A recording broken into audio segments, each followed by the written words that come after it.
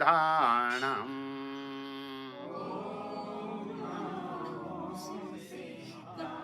ઓમ નમો આયર્યાણમ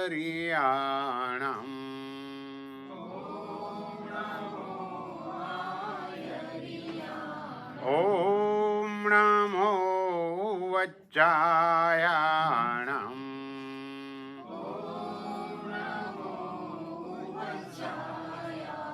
નમો લોએ સબ્બસાહૂણમ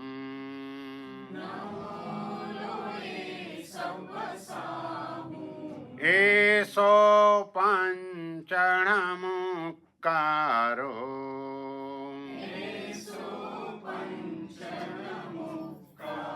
સબ્બ પાવપણાસણો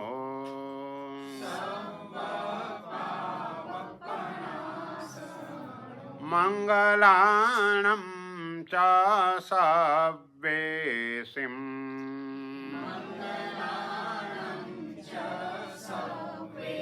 પઢમં હવૈ મંગલમ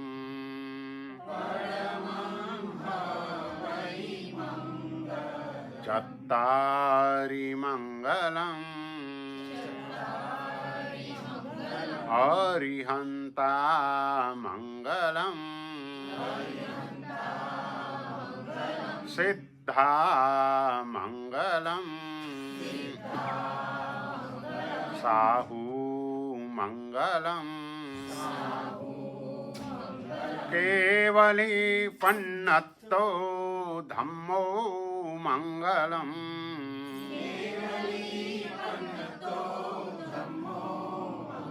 ચત્તારી લોગુત્તમા અરિહંતા લોગુત્તમા સિદ્ધા લોગુત્તમા સાહુ લોગુત્તમા કેવલી પન્નતો ધમ્મો લોગુત્તમો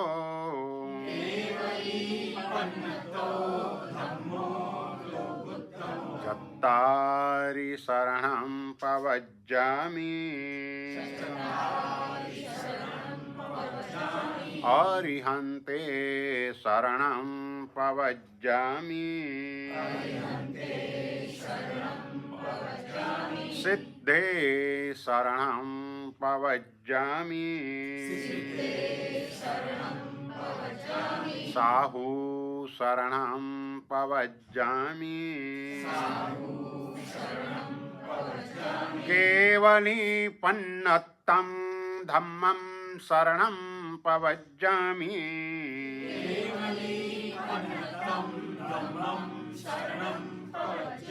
નિવ્વાણમગ્ગે વરજાનકપ્પં પાણાસિયાશેષકુવાઈદપ્પં માયાં જીણાણં શરણં ભુવાણં નમામિ નિત્યં જગપહાણમ.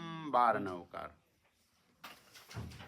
ગઈકાલે આપણે 10 પચ્ચખાણ, 4 પ્રકારનો ઉચ્ચાર વિધિ, 4 પ્રકારનો આહાર, અસન, પાન, ખાદિમ અને સ્વાદિમ અને 22 આગારો, આટલી વાત ગઈકાલ સુધી આપણે કરી. આજના દિવસે 10 વિગય. વિગય શબ્દ એના 2 અર્થ થાય. એક વિગય એટલે વિકૃતિ અને બીજો વિગયનો અર્થ થાય વિગતિ એટલે દુર્ગતિ. જે મનને વિકૃત કરી આપણા આત્માને દુર્ગતિમાં લઈ જાય એનું નામ વિગય. આપણે ત્યાં આહારનો આપણા શરીર પર બહુ જ મોટો પ્રભાવ પડતો હોય છે. શરીર કરતાં પણ મન ઉપર પણ આહારનો પ્રભાવ પડે. અભક્ષ્ય, અનંતકાય વગેરે આહાર વાપરવાથી કે આ વિગયો વાળો આહાર વાપરવાથી, જો વિગયો વાળો આહાર વાપર્યા પછી સ્વાધ્યાય આદિની અંદર પ્રવૃત્ત ન રહીએ કે પરમાત્માએ બતાવેલા અનુષ્ઠાનોની અંદર આપણે જોડાયેલા ન રહીએ તો એ વિગઈઓ બહુ જ મોટું નુકસાન કરનાર આપણા માટે બને છે. એટલે આપણે ત્યાં એમ કહેવાય કે આહાર તેવો ઓડકાર, અન્ન તેવું મન, આવું આપણે કહીએ છીએ. ભીષ્મ પિતામહ મરણ પથારીએ પડેલા હતા, સરસૈયામાં પોઢેલા હતા, અને એવા સમયે ભીષ્મ પિતામહે દ્રૌપદીને કહ્યું, પાંડવોને બોલાવી લાવો, મારે હિત શિક્ષા આપવી છે. ત્યારે દ્રૌપદી હસી. હસવાનું કારણ પૂછ્યું તો દ્રૌપદીએ કહ્યું, તમારો ડુપ્લિકેટ રોલ જોઈને હસવાનું આવી ગયું. જે સમયે ભરસભામાં મારા વસ્ત્રો ખેંચાતા હતા એવા સમયે તમે મૌન રહ્યા, અને આજે તમે હિત શિક્ષા આપવા માટે પાંડવોને બોલાવવાનું કહો છો. આ તમારો ડુપ્લિકેટ રોલ એ જોઈને હસવું આવી ગયું. ત્યારે ભીષ્મ પિતામહે જવાબ આપ્યો, દ્રૌપદી, તારી વાત સાચી છે. પહેલાં મારા પેટમાં દુર્યોધનનું અનાજ હતું, અને તે સમયે શરીર અશુદ્ધ લોહીવાળું હતું, એટલે ભરસભામાં તારા વસ્ત્રો ખેંચાતા હતા તે સમયે મને સદબુદ્ધિ ન સૂજી. લોકોએ હવે જ્યારે બાણ મારીને મારા શરીરમાંથી બધા લોહીને બહાર કાઢી નાખ્યું છે, એ અશુદ્ધ લોહી બધું જ બહાર નીકળી ગયું. હવે શુદ્ધ લોહી રહ્યું છે, એટલે સારા વિચારો આવે છે. માટે પાંડવોને હિત શિક્ષાની વાત હું કરું છું. એટલે કહેવાનો આશય એ છે કે જેવા પ્રકારનો આહાર લઈએ તે પ્રમાણે મન ઉપર, આપણા આત્મા ઉપર એ જ પ્રકારની અસર થતી હોય છે. એટલે આહારની બાબતમાં મુખ્યપણે આપણા માટે ધ્યાન રાખવાની બાબત, પૂજ્ય સાધુ સાધ્વીજી ભગવંતોની બાબત જુદી છે. સાધુ સાધ્વીજી ભગવાન માટે પણ ભગવાને 42 કાયદા બતાવ્યા છે. એ 42 કાયદાનું પાલન કરીને ગોચરી લાવવાની અને વાપરવાની છે. જ્યારે આપણા માટે ભલે આપણે એ કાયદાઓનું પાલન કદાચ ન હોય તો પણ કમસે કમ અભક્ષ્ય અને અનંતકાય એને તો આહારમાંથી છોડી જ દેવા જોઈએ. કારણ કે જે અભક્ષ્ય છે એમાં 3 જીવોની વિરાધના છે. પછી ગમે તે હોય અભક્ષ્ય, પછી વાસી હોય કે વિદળ હોય, બ્રેડ હોય, પાઉં હોય, જે પણ હોય તે, આ બધા જ અભક્ષ્યો એની અંદર બેન્દ્રિય જીવોની વિરાધના વિશેષ થતી જોવા મળે છે. અને શ્રાવક જૈના ધર્મનો પાલક હોય. શ્રાવક માટેનો મુખ્ય ધર્મ જૈના છે. એટલે શ્રાવક જૈનાને ગૌણ કરીને કોઈ પણ આહાર વગેરે તે ન સ્વીકારી શકે. એટલે આપણે એ કાળજી રાખવાની છે કે આહારમાં ક્યાંય 3 જીવની વિરાધના ન થઈ જાય. અને અનંતકાયની વિરાધનાનું એટલા માટે લખ્યું કે એમાં અનંત જીવોની વિરાધના છે, અને અનંતની સંખ્યા એ બહુ જ મોટી સંખ્યા છે. એટલે એ અનંત જીવોની વિરાધનાના પાપથી બચવા માટે 32 પ્રકારના જે અનંતકાય છે, આદુ, મૂળા, ગાજર, આ બધા જે છે એ બધા જ અનંતકાય છે. એટલે એનો સંપૂર્ણપણે ત્યાગ, અને સંપૂર્ણપણે એટલે બજારૂ વસ્તુઓની અંદર પણ એ ક્યાંય ન આવી જાય એની પૂરી કાળજી. ચા પીવાની આદત હોય અને ચા પીવા ગયા પેલો આદુ નાખી દે તો અનંત જીવની વિરાધના થઈ જાય. કદાચ આપણે એમ કહીએ કે ભાઈ મારી ચામાં આદુ નહીં નાખતો, પણ તપેલી તો આદુવાળી જ છે, એટલે એ દ્રષ્ટિએ પણ એ જીવની વિરાધનાનું પાપ લાગી જાય. પાણીપુરી વાપરવા જાય, ક્યાંક મગનો ફણગો ફૂટેલો હોય તો એને પણ અનંતકાય કહેવાય. તો એ રીતે પણ અનંત જીવની વિરાધનાનું પાપ લાગી જાય. આપણે બધા અહીં સ્વામિનારાયણના મંદિરોની અંદર ફરસાણ મળતું હોય છે, કેળાની વેફર લઈ આવીએ, પણ આપણને ખબર નથી કે પહેલાં એ જ તેલમાં એને બટાટાની વેફર પણ તળી હોય, અને પછી એ જ તેલમાં આ વેફર પણ તળાય. એટલે એ અપેક્ષાએ આ પણ અભક્ષ્ય જ થઈ જાય. એટલે આ દૃષ્ટિએ જો આપણે વિચારીએ તો જેટલું ઘરની અંદર બનાવી શકાય એ જ આપણે ઉપયોગ રાખીને જૈણાપૂર્વક બનાવી શકીએ. બહારથી જે પણ લાવવામાં આવે બધે આવા પ્રકારના દોષોની શક્યતા ઊભી હોય. દોષ હોય જ એવું નથી, પણ એક શક્યતા છે કે આવું થઈ શકે, કારણ કે એ વ્યાપાર કરે છે. વ્યાપારમાં આશય પૈસા કમાવાનો છે. એ પછી વેફર તળ્યા પછી તેલ કે એ વધ્યું હોય એને ફેંકી ન દે, એનો ઉપયોગ બીજા કોઈ ફરસાણની અંદર કરી દે. તો એ રીતે પણ આપણને દોષ લાગતો હોય છે. કહેવાનો આશય એ છે, આજ તો આપણે જે વાત કરવાની છે તે 10 વિગય.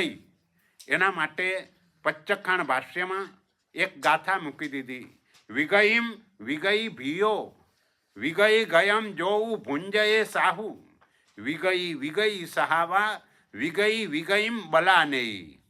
એટલે વિના કારણે સાધુ કે શ્રાવક આ વિગયને કે નિવ્યાતાને વાપરે તો વિગય એ વિકૃતિના સ્વભાવવાળી હોવાથી એ વિગય આત્માને બલા એટલે બળાત્કારે દુર્ગતિમાં લઈ જાય છે.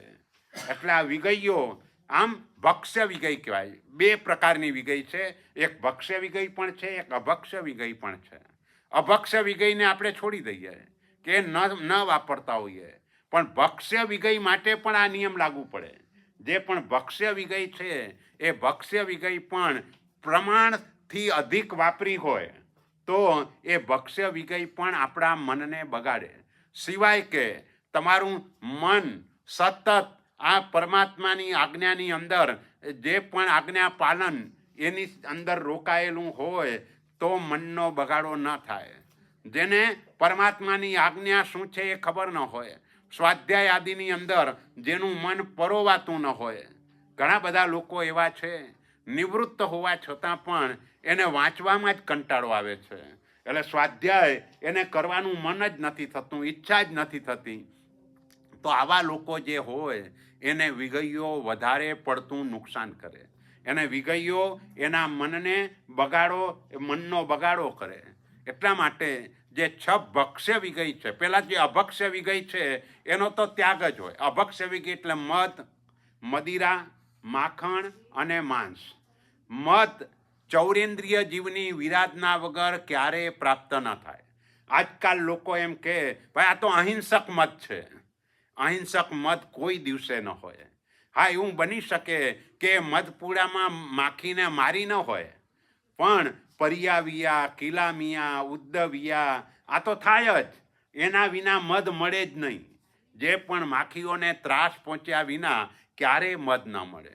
એટલે મધના આપણે 3 પ્રકાર કહીએ છીએ: કુત્તીય, મચ્છીય, ભામર, મહુમતિહા. કુંતીનું મધ, માખીનું મધ અને ભમરીનું મધ. આ 4 ઇન્દ્રિયવાળા જીવો છે. અને આ 4 ઇન્દ્રિયવાળા જીવોના શરીરમાંથી જ આપણને મધની પ્રાપ્તિ થાય. એકેન્દ્રિય કરતાં 2 ઇન્દ્રિય જીવની વિરાધનામાં પાપ વધારે લાગે. 2 ઇન્દ્રિય કરતાં 3 ઇન્દ્રિય જીવની વિરાધનામાં વધારે પાપ લાગે. અને 3 ઇન્દ્રિય કરતાં પણ ચૌરેન્દ્રિયની વિરાધનામાં વધારે પાપ લાગે. એટલે જે મધ છે એ મધ વાપરવાથી ચૌરેન્દ્રિય જીવની વિરાધના એટલે મોટા પાપનું કારણ બને. માટે એક પણ પ્રકારનું મધ આપણાથી વાપરી શકાય નહીં. દવા તરીકે પણ એનો ઉપયોગ કરી શકાય નહીં. દવા તરીકે પણ એની જગ્યાએ કોઈ બીજી બધી વાત, ગોળનો મુરબ્બો કે એવી બધી વાત કરતા હોય છે, તો એના ઓપ્શનમાં એ રીતે જે ભક્ષ્ય હોય એને આપણે વાપરીને એનો ઉપયોગ કરી શકીએ.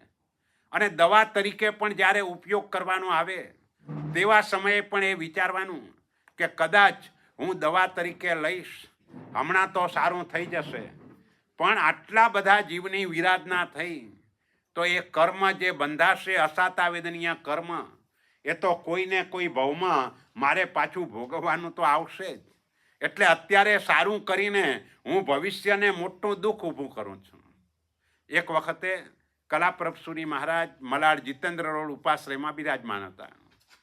એનો બ્લડ રિપોર્ટ એની અંદર ખ્યાલ આવ્યો કે બ્લડ એટલે કે હેમોગ્લોબિન ઓછું છે. એટલે મેં સાહેબને કહ્યું, સાહેબ તમે દાડમનો જ્યુસ વાપરો, એનાથી સારું થશે. તો કે મને કે એ સમજાવ કે હું 1 ગ્લાસ દાડમનો જ્યુસ પીઉં તો કેટલા જીવ પીસાય, કેટલા દાણા પીસાય? એ કે એક દાણામાં 1 જીવ હોય. હું આટલાને પીસીને હું મારું શરીર સારું રાખવાનો પ્રયત્ન કરું તો પછી ભવિષ્યમાં આ કર્મ તો મારે ભોગવવાનું જ છે ને, તો આવું શા માટે કરવાનું? એટલે કહેવાનો આશય એ, આજકાલ દવા તરીકે લોકો ગાજરનો ઉપયોગ કરતા થઈ ગયા છે કે એનો જ્યુસ, કે અનંત જીવની વિરાધના કરીને આપણને સારું કેવી રીતે થાય? આજના દિવસે આપણું શરીર સારું છે એક આશ્ચર્ય છે. આશ્ચર્ય એટલા માટે કહેવાય કે ભૂતકાળના ભવોની અંદર ઘણી બધી વિરાધના કરી છે, અને તેમ છતાંય એ જે અસાતાવેદનીય કર્મ છે એનાથી આપણું શરીર સારું ન હોવું જોઈએ, પણ આજે સારું છે. સારું છે એનું કારણ એ છે કે પૂર્વ જન્મમાં જેમ જીવ હિંસા થઈ એમ જીવદયા, જયણા વગેરે વધારે સારી રીતે પાડેલી છે. એટલે આજના દિવસે આપણે શરીરની દ્રષ્ટિએ સારું છે. પહેલું સુખ તે જાતે ન રહ્યા. આ તંદુરસ્તીનું સુખ જયણા પાલન સિવાય કોઈ દિવસે ન મળે. જેનું પણ શરીર સારું છે, આ બધાનું કારણ પૂર્વ જન્મમાં પહેલું વ્રત બહુ જ સારી રીતે પાડેલું છે. જૈના ધર્મ જેણે આત્મસાત કર્યો હોય એને આ રીતે શારીરિક રોગ વગેરે થાય નહીં. એટલે આપણી વાત એ છે કે આ મહાવિગયમાં મદ ચૌરેન્દ્રિય જીવની વિરાધના વિના પ્રાપ્ત ન થાય. મદિરા મતિને ભ્રષ્ટ કરે. મોહનીય કર્મને આપણે મદિરાની ઉપમા આપીએ છીએ. એટલે આપણી મતિને ભ્રષ્ટ કરે મોહનીય કર્મ. એને ઉપાદે સમજાવે ને ઉપાદેને હે સમજાવે. એમ આ મદિરા પણ માતા, સ્ત્રી, બેન આ બધાના વિવેકથી ભ્રષ્ટ કરી દે. એટલે આ મદિરાની અંદર પણ અમુક પદાર્થોને કોહવાવા પડે, અને એ કોહવાવો એટલે ત્રસ જીવોની ભયંકર વિરાધના થાય. બાટલીમાં તૈયાર થઈને આવે એટલે આપણને સારું દેખાય, પણ હકીકતમાં આવું હોતું નથી. હોટલનું ખાવાનું આપણને ભાવે, સારું લાગે, પણ રસોડામાં બનતું હોય ત્યારે જઈને જુઓ તો કોઈ દિવસે ખાવાનું મન પણ ન થાય. આ પણ એવું જ છે. બાટલીમાં ભરાઈને આવે એ ટાઈમે સરસ એનો કલર ને બધું દેખાતું હોય, પણ જે રીતે એને બનાવવામાં આવે કેટલા જીવોની વિરાધના થાય, અને બધા જ ત્રસ જીવોની વિરાધના આપણી મતિને પણ ભ્રષ્ટ કરી દે. માટે એનો ઉપયોગ પણ ન થઈ શકે. આજકાલ દુઃખ સાથે કહેવું પડે કે ઘણા બધા આપણા જૈનોના ઘરમાં પણ ફ્રીજમાં બાર પડેલા હોય છે. આ દુઃખની વાત છે. માત્ર અહીં નહીં, વાલકેશ્વર, જુહુ એ એરિયામાં પણ જઈએ તો અમુક જૈનોના ઘરે આ જોવા મળે. કેટલીક જગ્યાએ તો એવું પણ જોયું, વડીલો દીકરાને સાથે લઈને જાય, ચાલ ભાઈ પીવા માટે, અને આખી મેરેજ અહીં થઈ ગયા હોય અને પાર્ટી માટે વિદેશમાં લઈ જાય. એ વિદેશમાં લઈ જવાનું કારણ માત્ર આટલું જ. અને આ દેશની અંદર પણ મોટા ભાગના મેરેજોમાં આવી બાબતો હોય છે. આપણે આ બધાથી દૂર રહેવાનું છે. ક્યાંય પણ એ સુધી પહોંચવાનું જ નહીં. આવા કોઈ મિત્રો પણ ન જોઈએ. એવા મિત્રો હોય તો એ કોઈક વખતે એ મિત્ર આગ્રહ કરીને પણ આપણને એ લઈ જાય, આપણા આત્માને મોટું નુકસાન થાય. એટલે આવી મહાવિગય એનો નશો ક્યારે પણ આપણને ચડવો ન જોઈએ. એટલે મદિરા, માખણ એ તો કોમન થઈ ગયું છે.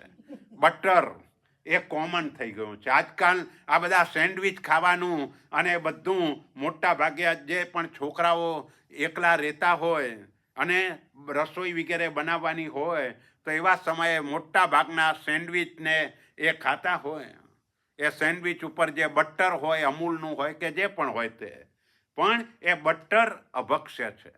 આપણે ત્યાં એમ કહેવામાં આવે છે કે છાશથી છૂટું પડે એટલે તરત જ તેજ વર્ણના અસંખ્ય ત્રસ જીવો એમાં ઉત્પન્ન થઈ જાય છે. એટલે માખણ વાપરવું હોય તો વપરાય, પણ છાશની સાથે વપરાય. જે સમયે તમે બનાવતા હો તે જ વાસી નહીં. ઘણા લોકો ઘણા દિવસનું ભેગું કરીને રાખે અને પછી એક સાથે બનાવીને ઘી વગેરે બનાવતા હોય. એ રીતે નહીં. પહેલાંના સમયની અંદર આપણા ઘરોની અંદર પણ ઘી દૂધની એ પણ રેલમછેલ હતી, અને રોજે રોજ એ છાશ વગેરે બનાવવામાં આવતી હતી, અને જેને જરૂર હોય તે બધા છાશ આપણા ઘરેથી લઈ જાય, અને માખણ ઘી એ રોજ ઘરનું થતું હતું. અને એવી રીતનું જ્યાં વધારે દૂધ વગેરે આવતા હોય ત્યાં રોજ રોજનું પણ માખણ આવી રીતે મળી શકે. તો છાશની સાથેનું જે માખણ હોય તાજું હોય એને વાપરવામાં વાંધો નથી, પણ છાશથી જેવું છૂટું પડે એટલે તરત જ તે જ વર્ણના અસંખ્ય ત્રસજીવો ઉત્પન્ન થઈ જાય, માટે એ અભક્ષ્ય છે. એવી જ રીતે માંસ એ તો સૌથી વધારે ખરાબ એટલા માટે કે પંચેન્દ્રિય જીવની હિંસા વિના પ્રાપ્ત ન થાય. કારણ કે 4 ઇન્દ્રિયવાળા જીવોના શરીરમાં માંસ હોતું જ નથી. એકેન્દ્રિય, બેન્દ્રિય, તેન્દ્રિય કે ચૌરેન્દ્રિય એ લોકોના શરીરમાં ક્યારેય માંસ ન હોય. માંસ હંમેશા પંચેન્દ્રિય જીવોના શરીરમાંથી જ મળે. એટલે માંસના 3 પ્રકાર કહેવાય: જલચરનું માંસ, ખેચરનું માંસ અને સ્થલચરનું માંસ. જલ, થલ, ખગ, મંસ, તિહા આ 3 પ્રકારનું માંસ કહેવાય. અને એ પણ બિલકુલ ન વપરાય, કારણ કે પહેલા નંબરમાં તો પંચેન્દ્રિય જીવની હિંસા અત્યંત નિર્ધ્વંસ પરિણામ વિના, ક્રૂર પરિણામ વિના ક્યારે પણ થાય નહીં. અને એક એવા પ્રકારના ક્રૂર પરિણામો છે કે એક એવા ક્રૂર પરિણામો આત્માને નરક ગતિમાં લઈ જાય છે. કારણ કે પંચેન્દ્રિય જીવની હિંસા એ નરક ગતિનું કારણ છે. એટલા માટે કદાપી ક્યાંય પણ થોડી પણ શંકા હોય તો પણ એ વસ્તુને છોડી દેવી, એ વસ્તુને વાપરવી નહીં. કારણ કે એ પંચેન્દ્રિયની હિંસા વગર આ વસ્તુ આપણને મળતી જ નથી. અને તે સમયે વિચારવાનું, કદાચ હું 2-5 વખત આને વાપરી પણ લઈશ, પણ સામે સજા મારે ભોગવવાની આવશે. એ કેટલી આવશે? કદાચ પહેલી નરકમાં ઓછામાં ઓછા આયુષ્યમાં જવું પડે તોય 10,000 વર્ષનું છે, તોય અહીંથી તમારી 400-500 પેઢી નીકળી જાય. ત્યાં સુધી નરકની અંદર રહી, આ તો ઓછામાં ઓછા આયુષ્યની વાત છે.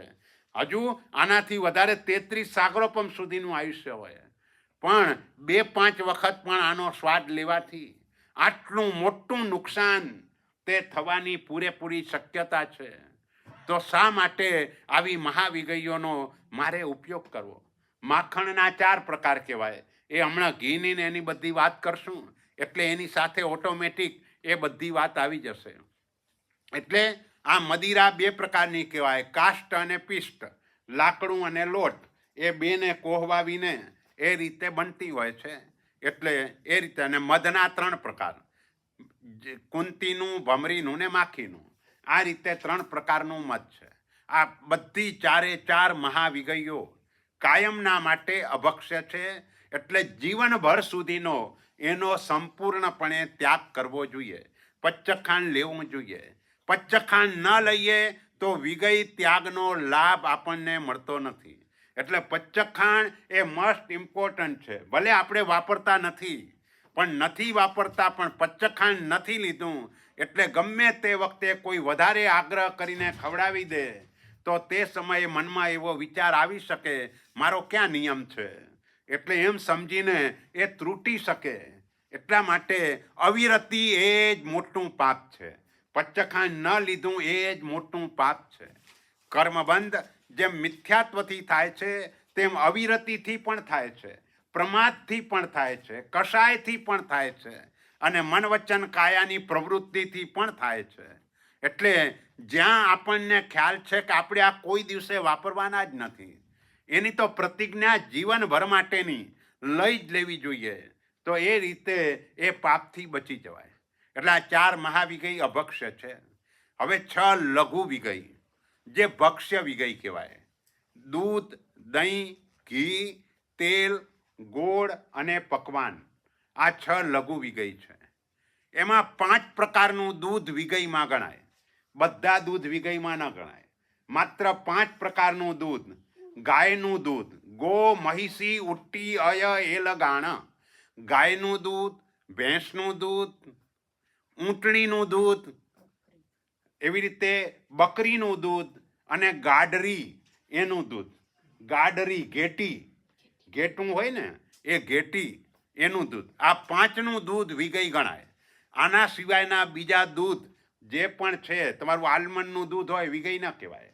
એટલે જે આ 5 પ્રકારનું દૂધ છે એ વિગયમાં ગણાય.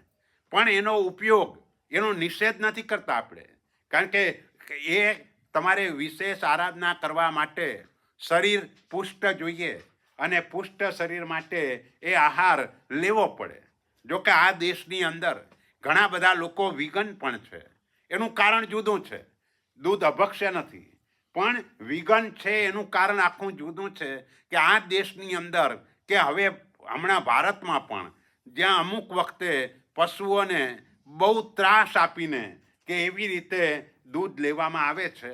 જો આવી રીતનું હોય તો એ દૂધ યોગ્ય નથી, પણ તેમ છતાંય આપણે એને અભક્ષ્ય પણ નથી કહેતા, એ ભક્ષ્ય છે. પરમાત્માનું પણ પારણું ખીરથી થયું છે.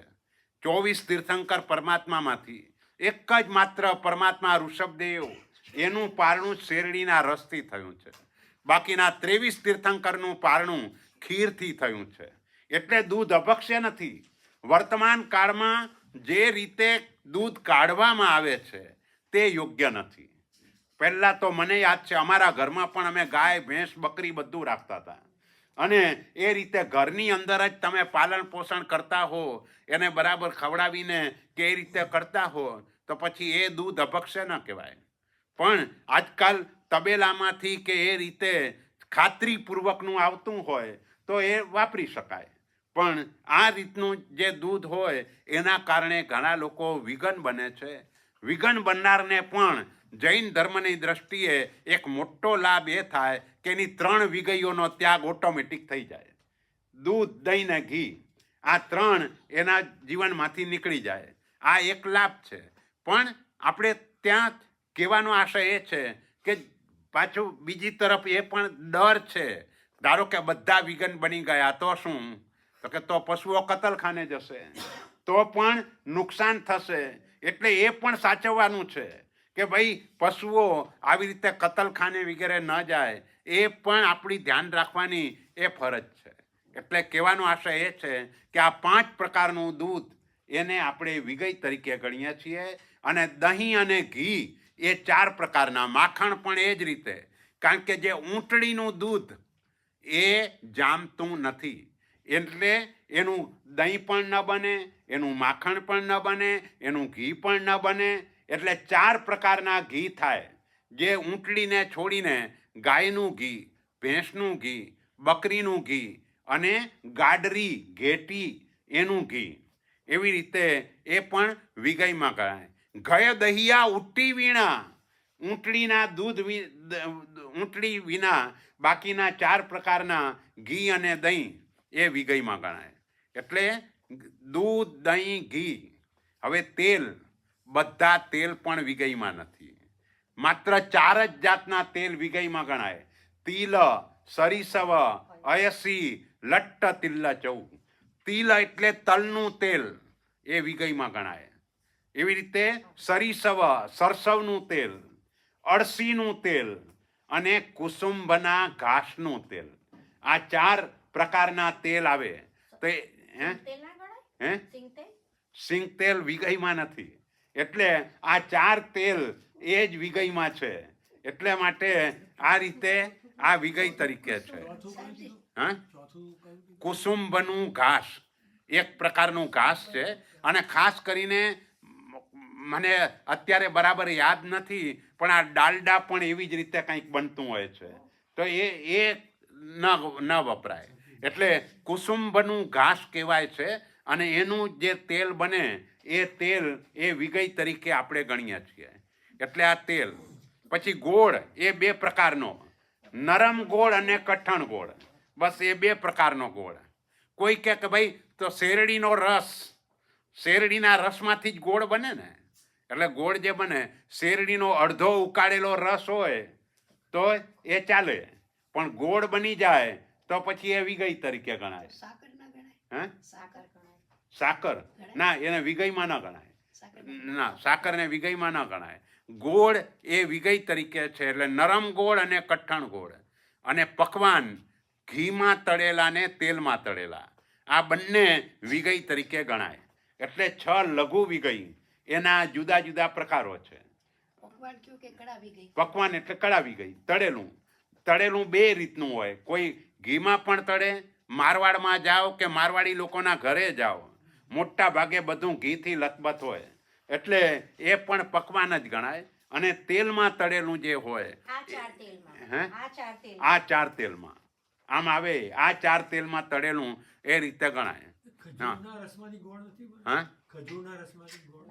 ખજૂરના રસમાંથી ગોળ બનતો હોય તો ખબર નથી, પણ મોટા ભાગે શેરડીનો રસ જે હોય શેરડીમાંથી એ બનતો હોય છે.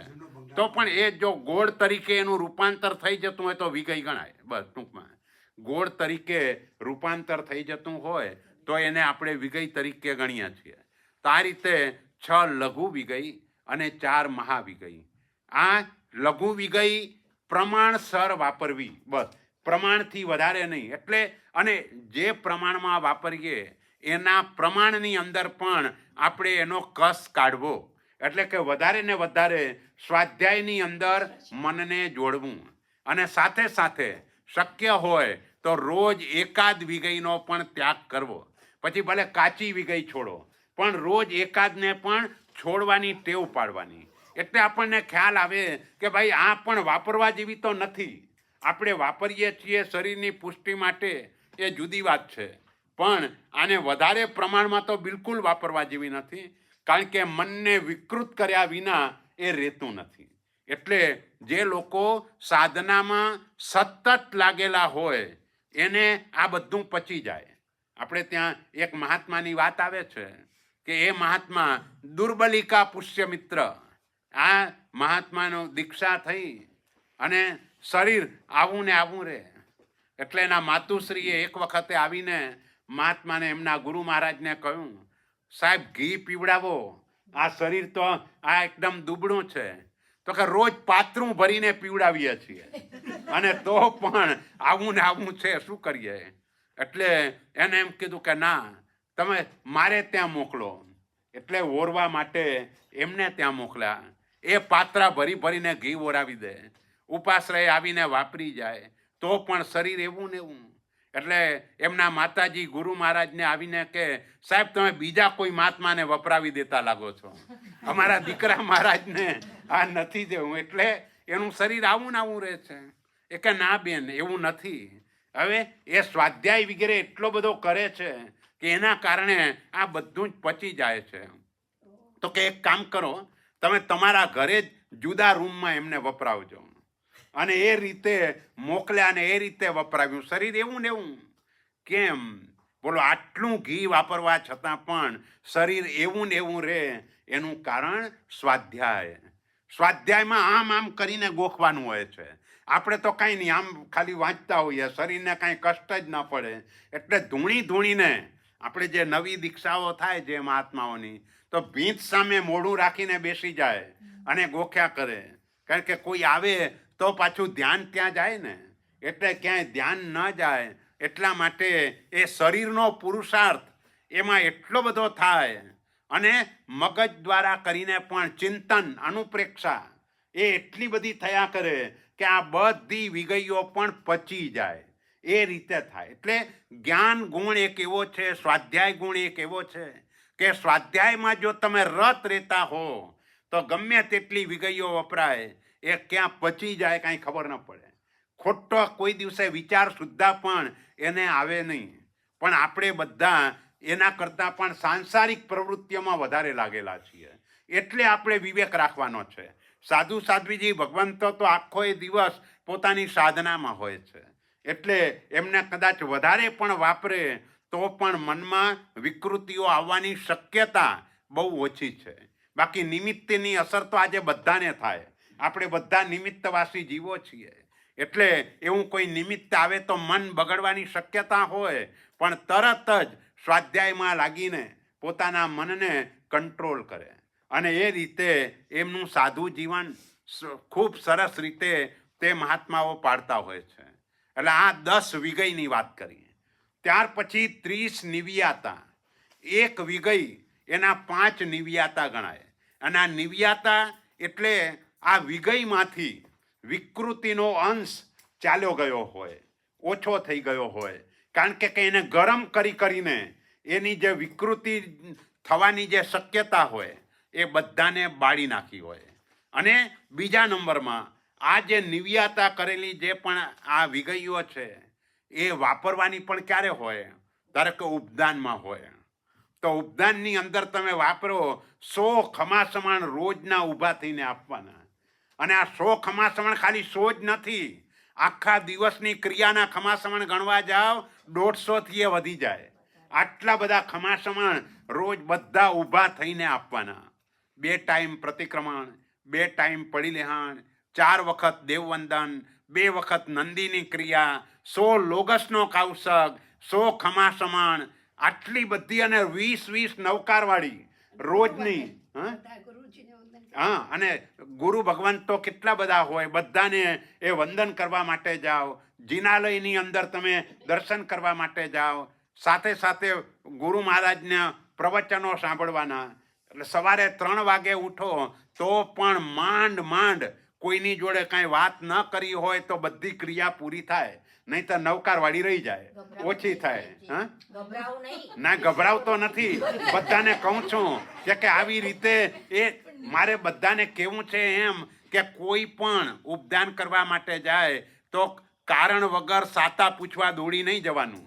તમે ત્યાં કને દોડી જાઓ તો પછી એમનો આરાધનાનો સમય બગડે, એમની ક્રિયા એ સમય ઓછી થાય, એટલે એની ક્રિયામાં વિક્ષેપ ન પડે એ રીતે જોવાનું. ભારતમાં તો આજકાલ લોકો શું કરે, ભાઈ મલાડમાં રહેતા હોય અને જીતેન્દ્ર રોડ ઉપર રહેતા હોય તો એ ઉપાશ્રયમાં થતું હોય તો ત્યાં જ મોકલે, પછી ઓલા મોટા દેરાસર પણ ન મોકલે, અને માં જઈને એ રીતે બેસી જાય એની પાસે.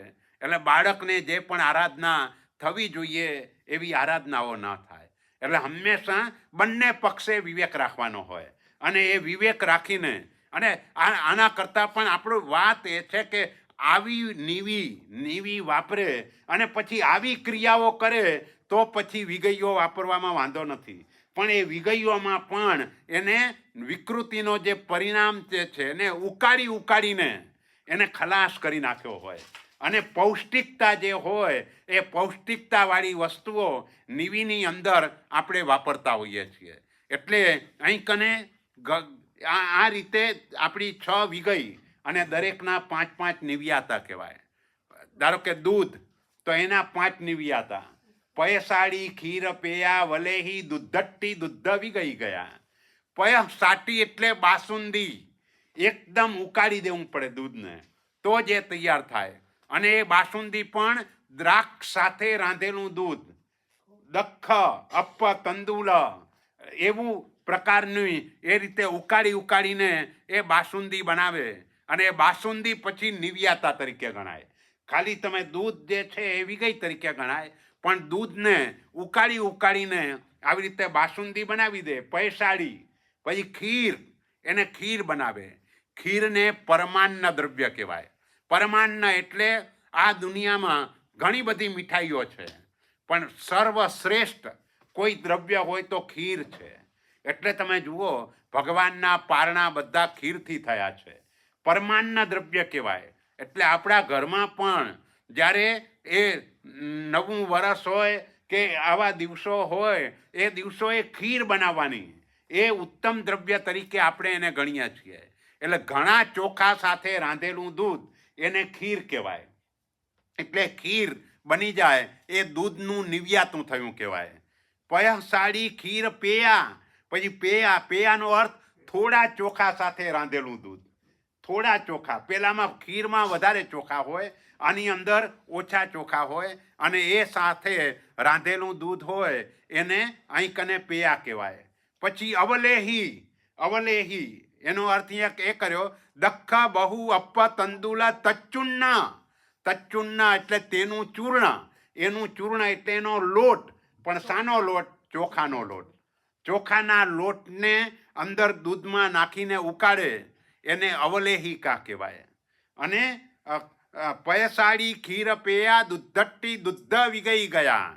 અને દુગ્ધાટી એટલે ઓલો બળી ટાઈપનું ગામડાઓમાં તમને જોવા મળે, પણ આ પેલી બળી અભક્ષ્ય કહેવાય. એ જે બળી બજારની અંદર જે મળતી હોય એ અભક્ષ્ય કહેવાય, કારણ કે તાત્કાલિક જે પણ વિયાયેલી ગાય, ભેંસ વગેરે હોય એના દૂધમાંથી બને. એટલે એ આપણને ન ખપે. પણ અહીં આ રીતે બનાવી શકાય છે અને એ બનાવવામાં અહીં કહ્યું કે તચ્ચુન્નમ બીલ એ કેવી રીતે બને તો કે અંબીલ એટલે ખાટું, ખાટા પદાર્થ સાથે રાંધેલું દૂધ એને દુગ્ધાટી કહેવામાં આવે છે.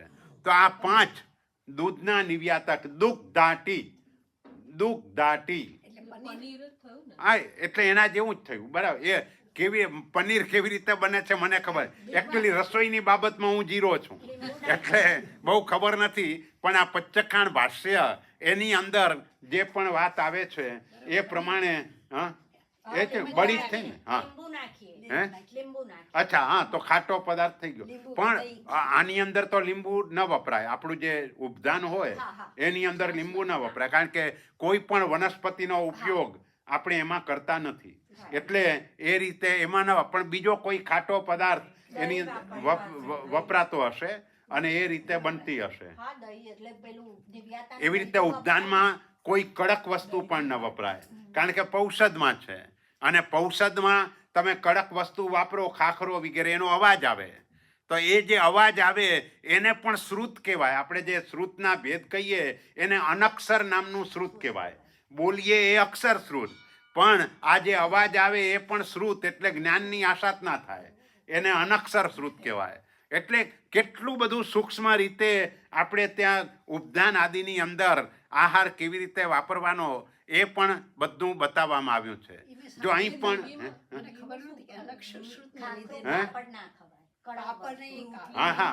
અનક્ષર શ્રુત એની વિરાધના થાય છે, શ્રુતની વિરાધના થાય છે. એટલે નહીં, એટલે કહેવાનો આપણો આશય એ છે, જો આ નિવિઓ પણ હમણાંથી શરૂ થઈ છે. નિવિઓ હતી નહીં, મૂળ વિધિથી ઉપધાન. એટલે પહેલા તમે 5 ઉપવાસ કરો અને ઉપવાસ કર્યા પછી બધા જ આયંબિલ કરો. આ મૂળ વિધિ છે.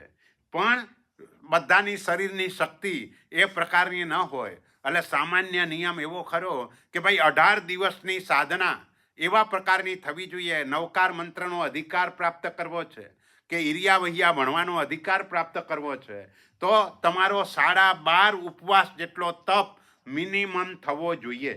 અને એ તપ પછી આવી રીતે કોઈક વખતે પછી એક નિવિના બદલે આયંબિલ કરીને કે એ રીતે પણ પૂરો કરાવે, 12.5 ઉપવાસ થઈ જાય એ રીતે પ્રયત્ન કરે.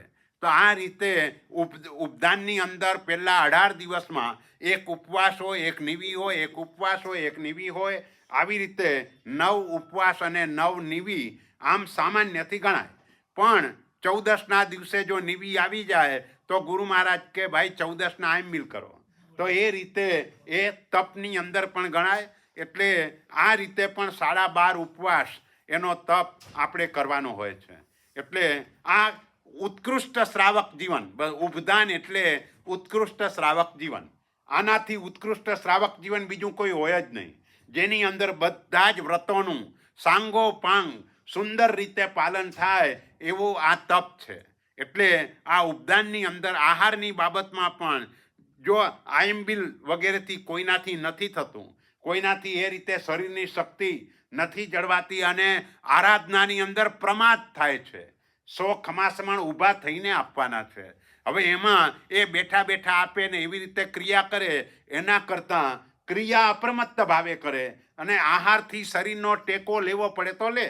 તો એ રીતે આપણે આ નિવિ એટલે કે આવી ઉત્તમ વસ્તુઓ, આમ પણ સામાન્ય રીતે આપણે કહીએ જ છીએ ભાઈ મોટો તપ કરવો હોય તો ઉત્તર પારણામાં પણ આપણે ગુંદર પાક વગેરે વસ્તુઓ વાપરીને શરીરને એ રીતે પૌષ્ટિક આહાર આપીએ છીએ કે જેથી કરીને આપણી આરાધના આપણે લાંબા સમય સુધી કરી શકીએ. એટલે અહીં પણ એ જ ભાવ છે.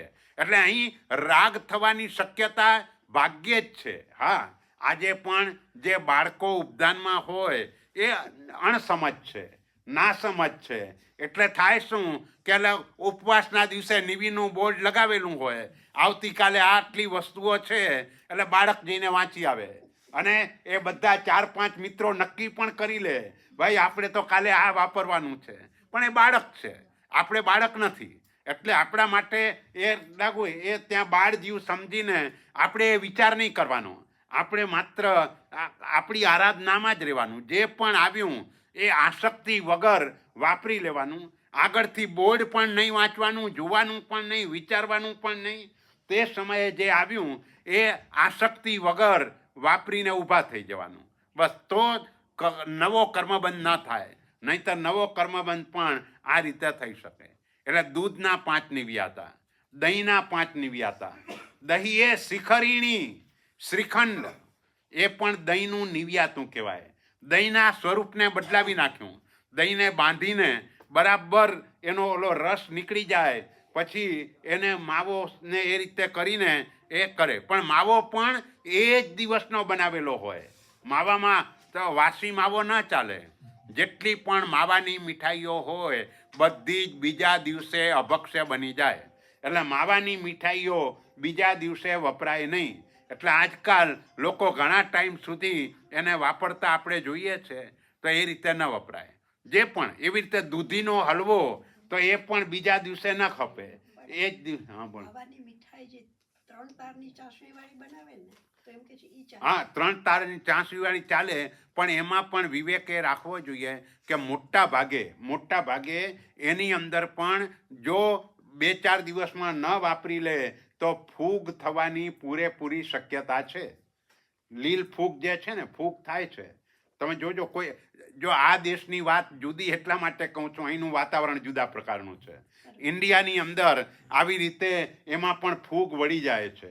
જેમ પાલિતાણાથી તમે મહેતા ડેરીના પેંડા લાવો, 3જા દિવસે તો ફૂગ વળી ગયેલી હોય, વપરાય જ નહીં.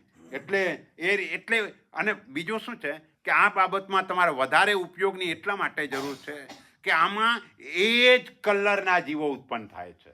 એટલે તમે જો ધ્યાનથી ન જુઓ તો દેખાય પણ નહીં. આપણને એમ જ લાગે કે ચોખ્ખું. અને હજુ આગળ વધીને આપણે ત્યાં ચલિત રસને પણ અભક્ષ્ય કહ્યું છે. એટલે ચલિત રસ અભક્ષ્ય એટલે ઉનાળાનો ગરમીના દિવસો હોય તો સવારની બનાવેલી રસોઈ સાંજે અભક્ષ્ય થઈ જાય. કારણ કે એનો સ્વાદ બદલાઈ જાય. વર્ણ ગંધ રસ સ્પર્શ બદલાય એટલે વસ્તુ અભક્ષ્ય બની જાય.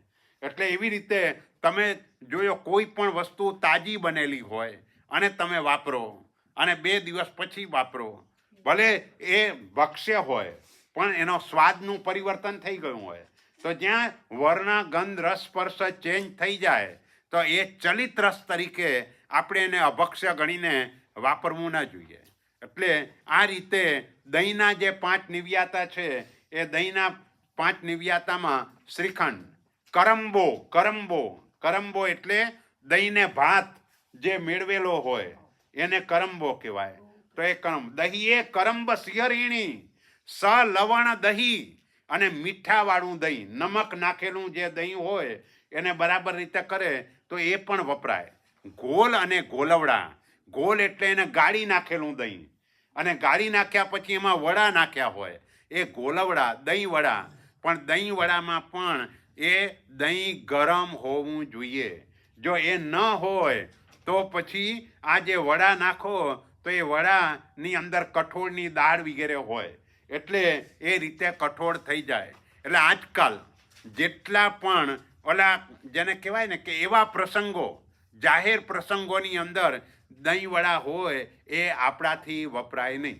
ધારો કે પછી તમારા વર્ષી તપના બેસણા પણ હોય 100-200 જણના, તો પણ બને ત્યાં સુધી એને વપરાય નહીં, એને કાઢી નાખવાનું. એનું કારણ એ છે કે તમે ભલે રસોઈયાને કહો ભાઈ આ રીતે બનાવવાનું છે, અને રસોઈયો જે તમને આ ઓલે ચાખવા માટે આપશે એ પણ એને દહીં ગરમ કરેલું હશે. પણ બધું એવું નહીં હોય, કારણ કે એ તમને સ્વાદ નહીં આવે તો તમે કમ્પ્લેન કરવાના. એટલે લોકોની કમ્પ્લેન ના આવે એટલે થોડુંક ગરમ કરે, પૂરેપૂરું ગરમ ન કરે. અને એટલા માટે આપણાથી આવી વસ્તુઓ કે જે વધારે લોકો માટે બનેલી હોય, આપણા ઘરમાં બનાવીએ જુદી વાત છે, ઘરમાં 2-4 મહેમાનો આવ્યા હોય ને બનાવીએ એ જુદી વાત છે, પણ સમૂહમાં આ સંઘની અંદર પણ ધારો કે અહીંયા આટલા બધા માટે બનાવવાના હોય તો એ શક્ય નથી. મોટા ભાગે આ રીતે એ થતું હોય. એટલે બને ત્યાં સુધી આવી વસ્તુઓ એને છોડી દેવી. અને કઠોળ, વિદળ, આંગળી બળવી જોઈએ તમારી, આંગળી બળવી જોઈએ, એટલું ગરમ થવું જોઈએ. પછી ફ્રીઝમાં મૂકી દે પછી પાછું કાઢે ખાઈ તો પછી બીજું અભક્ષ્ય થઈ ગયું.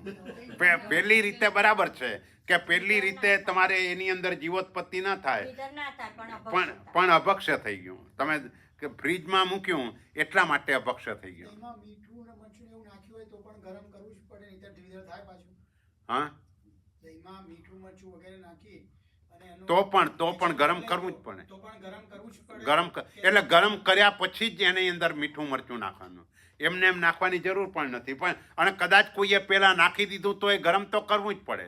અને એના કરતાં વધારે ધ્યાન રાખવાની બાબત એ છે કે ધારો કે દહીંવડા આ રીતે બન્યા ને ઘણા લોકો એમ પણ વિચાર કરે કે ચાલો ભાઈ આ દહીંવડા છે ને કે શ્રીખંડ છે તો એ શ્રીખંડ પેલો જુદો વાપરી લે અને પછી બીજી બધી વસ્તુ વાપરે.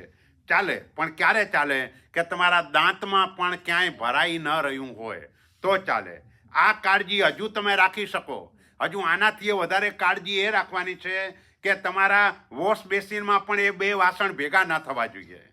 આ જે વધારે જે કાળજી છે ને આના કરતાંય વધારે કાળજી છે. બધા લોકો પોતપોતાની થાળી ડીશ ત્યાં જઈને મૂકી આવવાના, એટલે બધું ત્યાં ભેગું થાય એ પણ વિદળ કહેવાય. એટલે એ પણ દોષ લાગે. એટલે બને ત્યાં સુધી આવી વસ્તુઓનો ત્યાગ થાય. અથવા તો કંઈ વાંધો નહીં, તમારે શ્રીખંડ પૂરી ખાવા છે તો એ જ વાપરો. પછી મગની છુટ્ટી દાળ ને બધું છોડી દો, બીજું કંઈ ન વાપરો.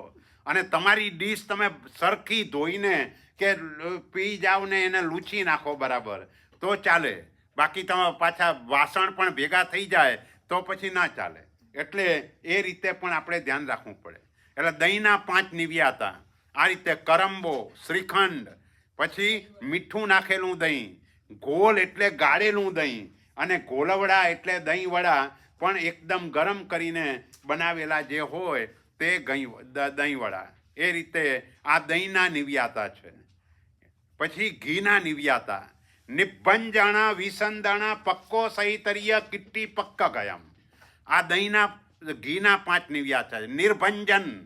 નિર્ભંજન એટલે તમે કોઈ પણ વસ્તુ એમાં બનાવી હોય અને પછીનું જે વધેલું ઘી હોય એ નિવ્યાતામાં વપરાય. એટલે આગળ પણ એ વાત આવશે કે ધારો કે નિવીમાં પૂરી પીરશે પણ એ પૂરી પહેલાં 3 ઘાણવાળી ના ચાલે, ચોથા ઘાણથી ચાલે.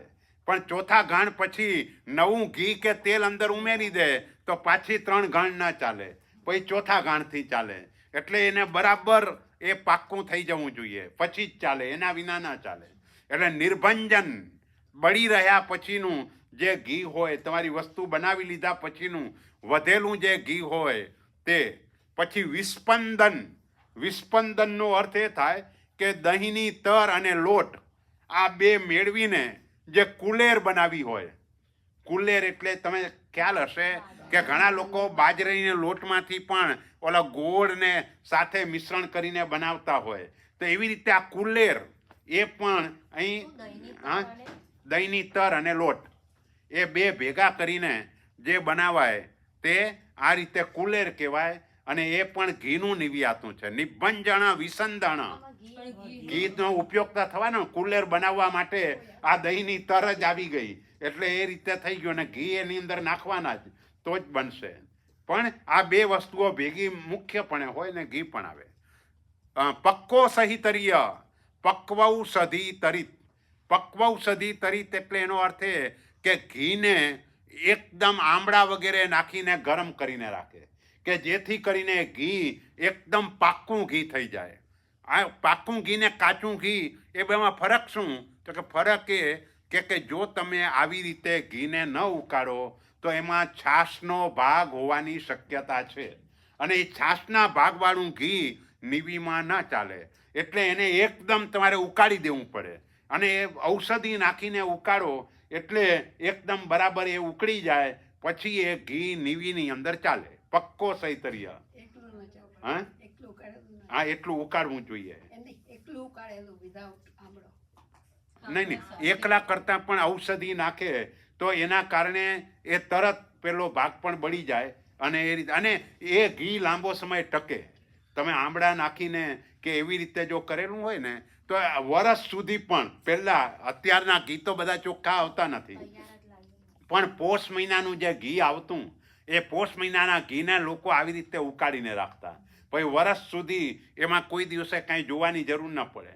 આજ તો કંઈ નક્કી ન કહેવાય, કારણ કે બધી ભેળસેળવાળો માલ મળે, એટલે એ રીતે ગમે તે થાય. એ પાવાપુરી જેવી જગ્યાની વાત જુદી છે. આજે તમે પાવાપુરી જાઓ તો ત્યાંની જ ગૌશાળા છે, અને એની અંદરથી આખું એ લોકો પણ ઘી બનાવે છે, પણ એ ઘી 2000 રૂપિયા કિલો આપતા હોય, એ બધાને પરવડતું ન હોય, એટલે એવું ઘી એ કોઈ લઈને ન જાય. મોટા ભાગે બજારમાંથી લોકો લાવતા હોય તો એ ઘી આવું ન હોય. હા, કિટ્ટી એટલે ઉપરનો ઘીની ઉપરનો મેલ, એને કિટ્ટી કહેવાય.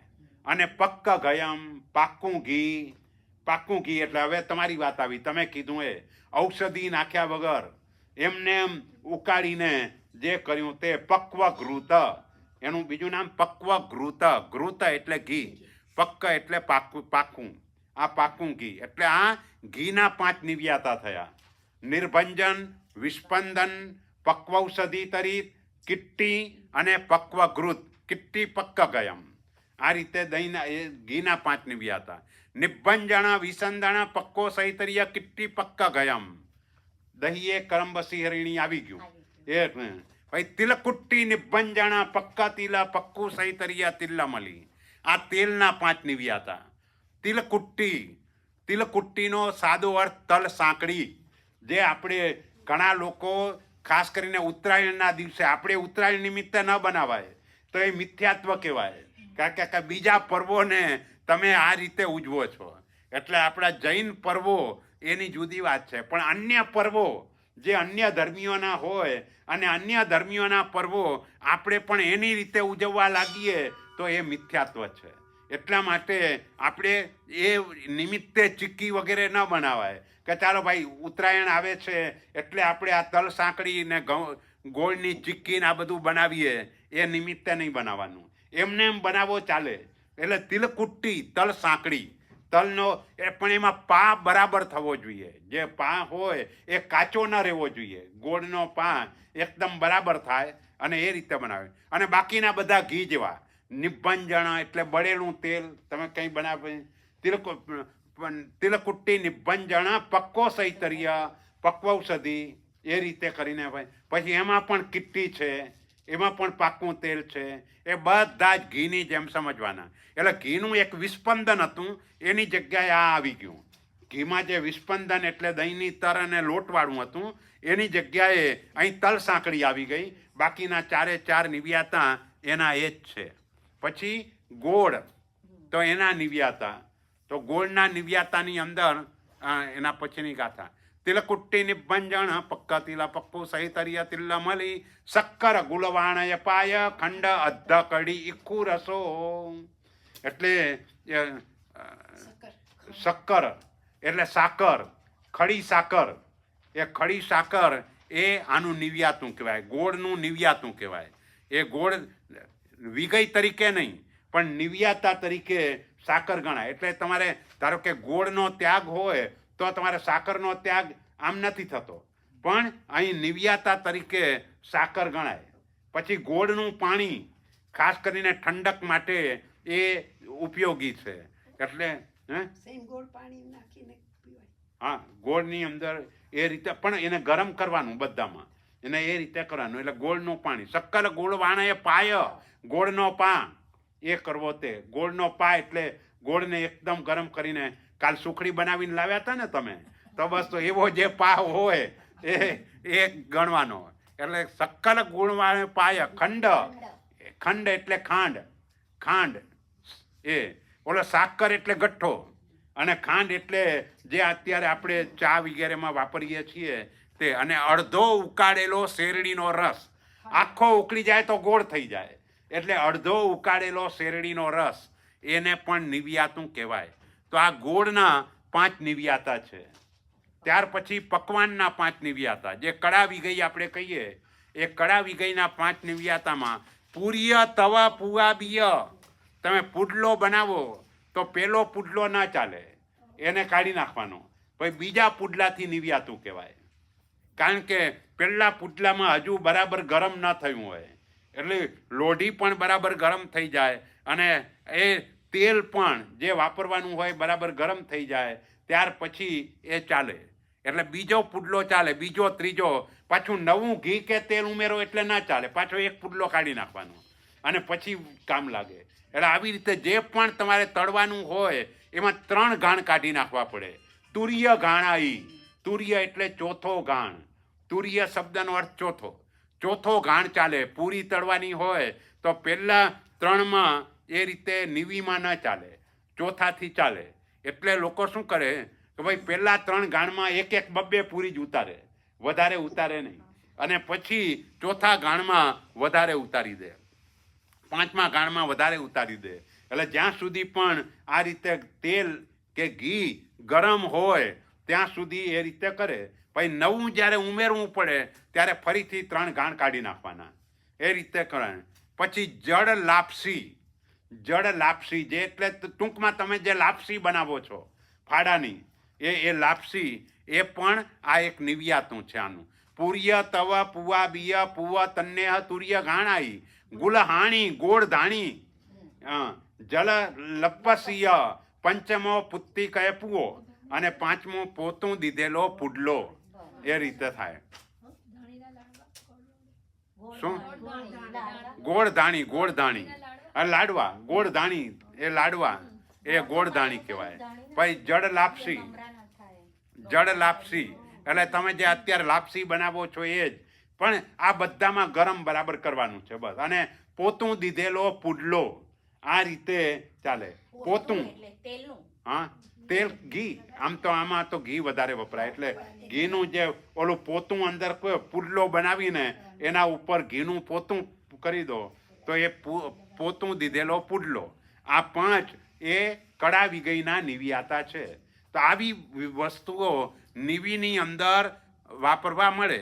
એટલે કોઈના મોઢામાં પાણી આવ્યું હોય તો વાંધો નહીં, બધા ઉપદાન કરવા જજો. એટલે પછી આંખમાંથી પાણી આવશે, કારણ કે મિથ્યા દ્રષ્ટિ હોય એને મોઢામાંથી પાણી આવે, સમ્યક દ્રષ્ટિ હોય એને આંખમાંથી પાણી આવે. એને એમ થાય કે ભાઈ આ ક્યાં મારે આ શરીરનો વળગાડ વળગ્યો અને આ બધું લેવું પડે છે. એટલે એને ન છૂટકે થાય. એટલે શરૂઆતમાં બાળજીવની કક્ષા તો એવી જ હોય કે બાળજીવો હોય તો એ આ રીતે ખેંચાય અને આ રીતે આવ્યા પછી એ જ ધર્મમાં સ્થિર થાય. એને જ પછી ત્યાં આવ્યા પછી સહજ રીતે જ ગુરુ મહારાજના પ્રવચનોનો પ્રભાવ અને બધું એના જીવનની અંદર આવે. એટલે સહજ રીતે જ એના જીવનમાં પણ ધર્મ આવતો હોય છે. એટલે આજે જુઓ આટલી બધી જે વધારે દીક્ષાઓ થાય છે ને એનું એક કારણ આ ઉપદાન તપ પણ છે, એક કારણ સંઘ પણ છે, એક કારણ શિબિરો પણ છે. તો આ બધામાંથી એ વધારે જીવો નીકળે.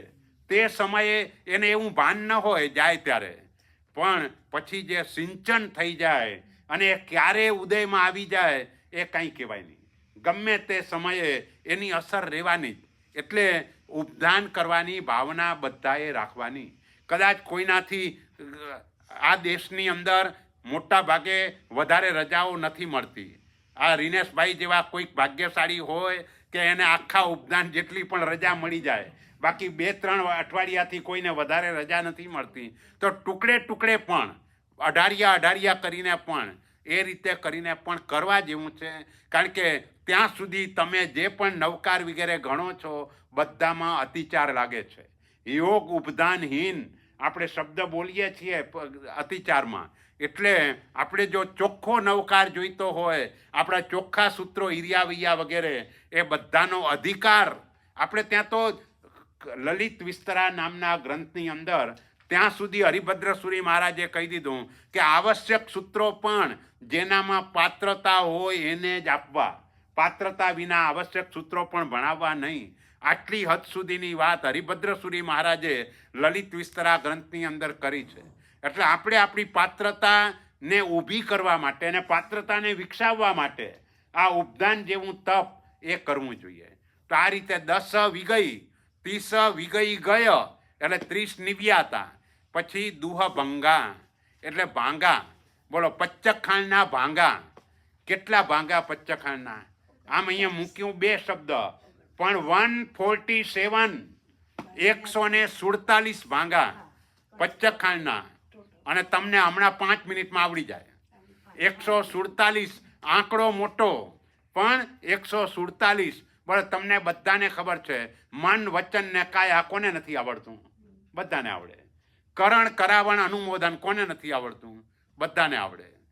ભૂતકાળ ભવિષ્યકાળ વર્તમાનકાળ કોને નથી આવડતું? બધાને આવડે. બસ આના સિવાય કાંઈ યાદ જ નથી રાખવાનું.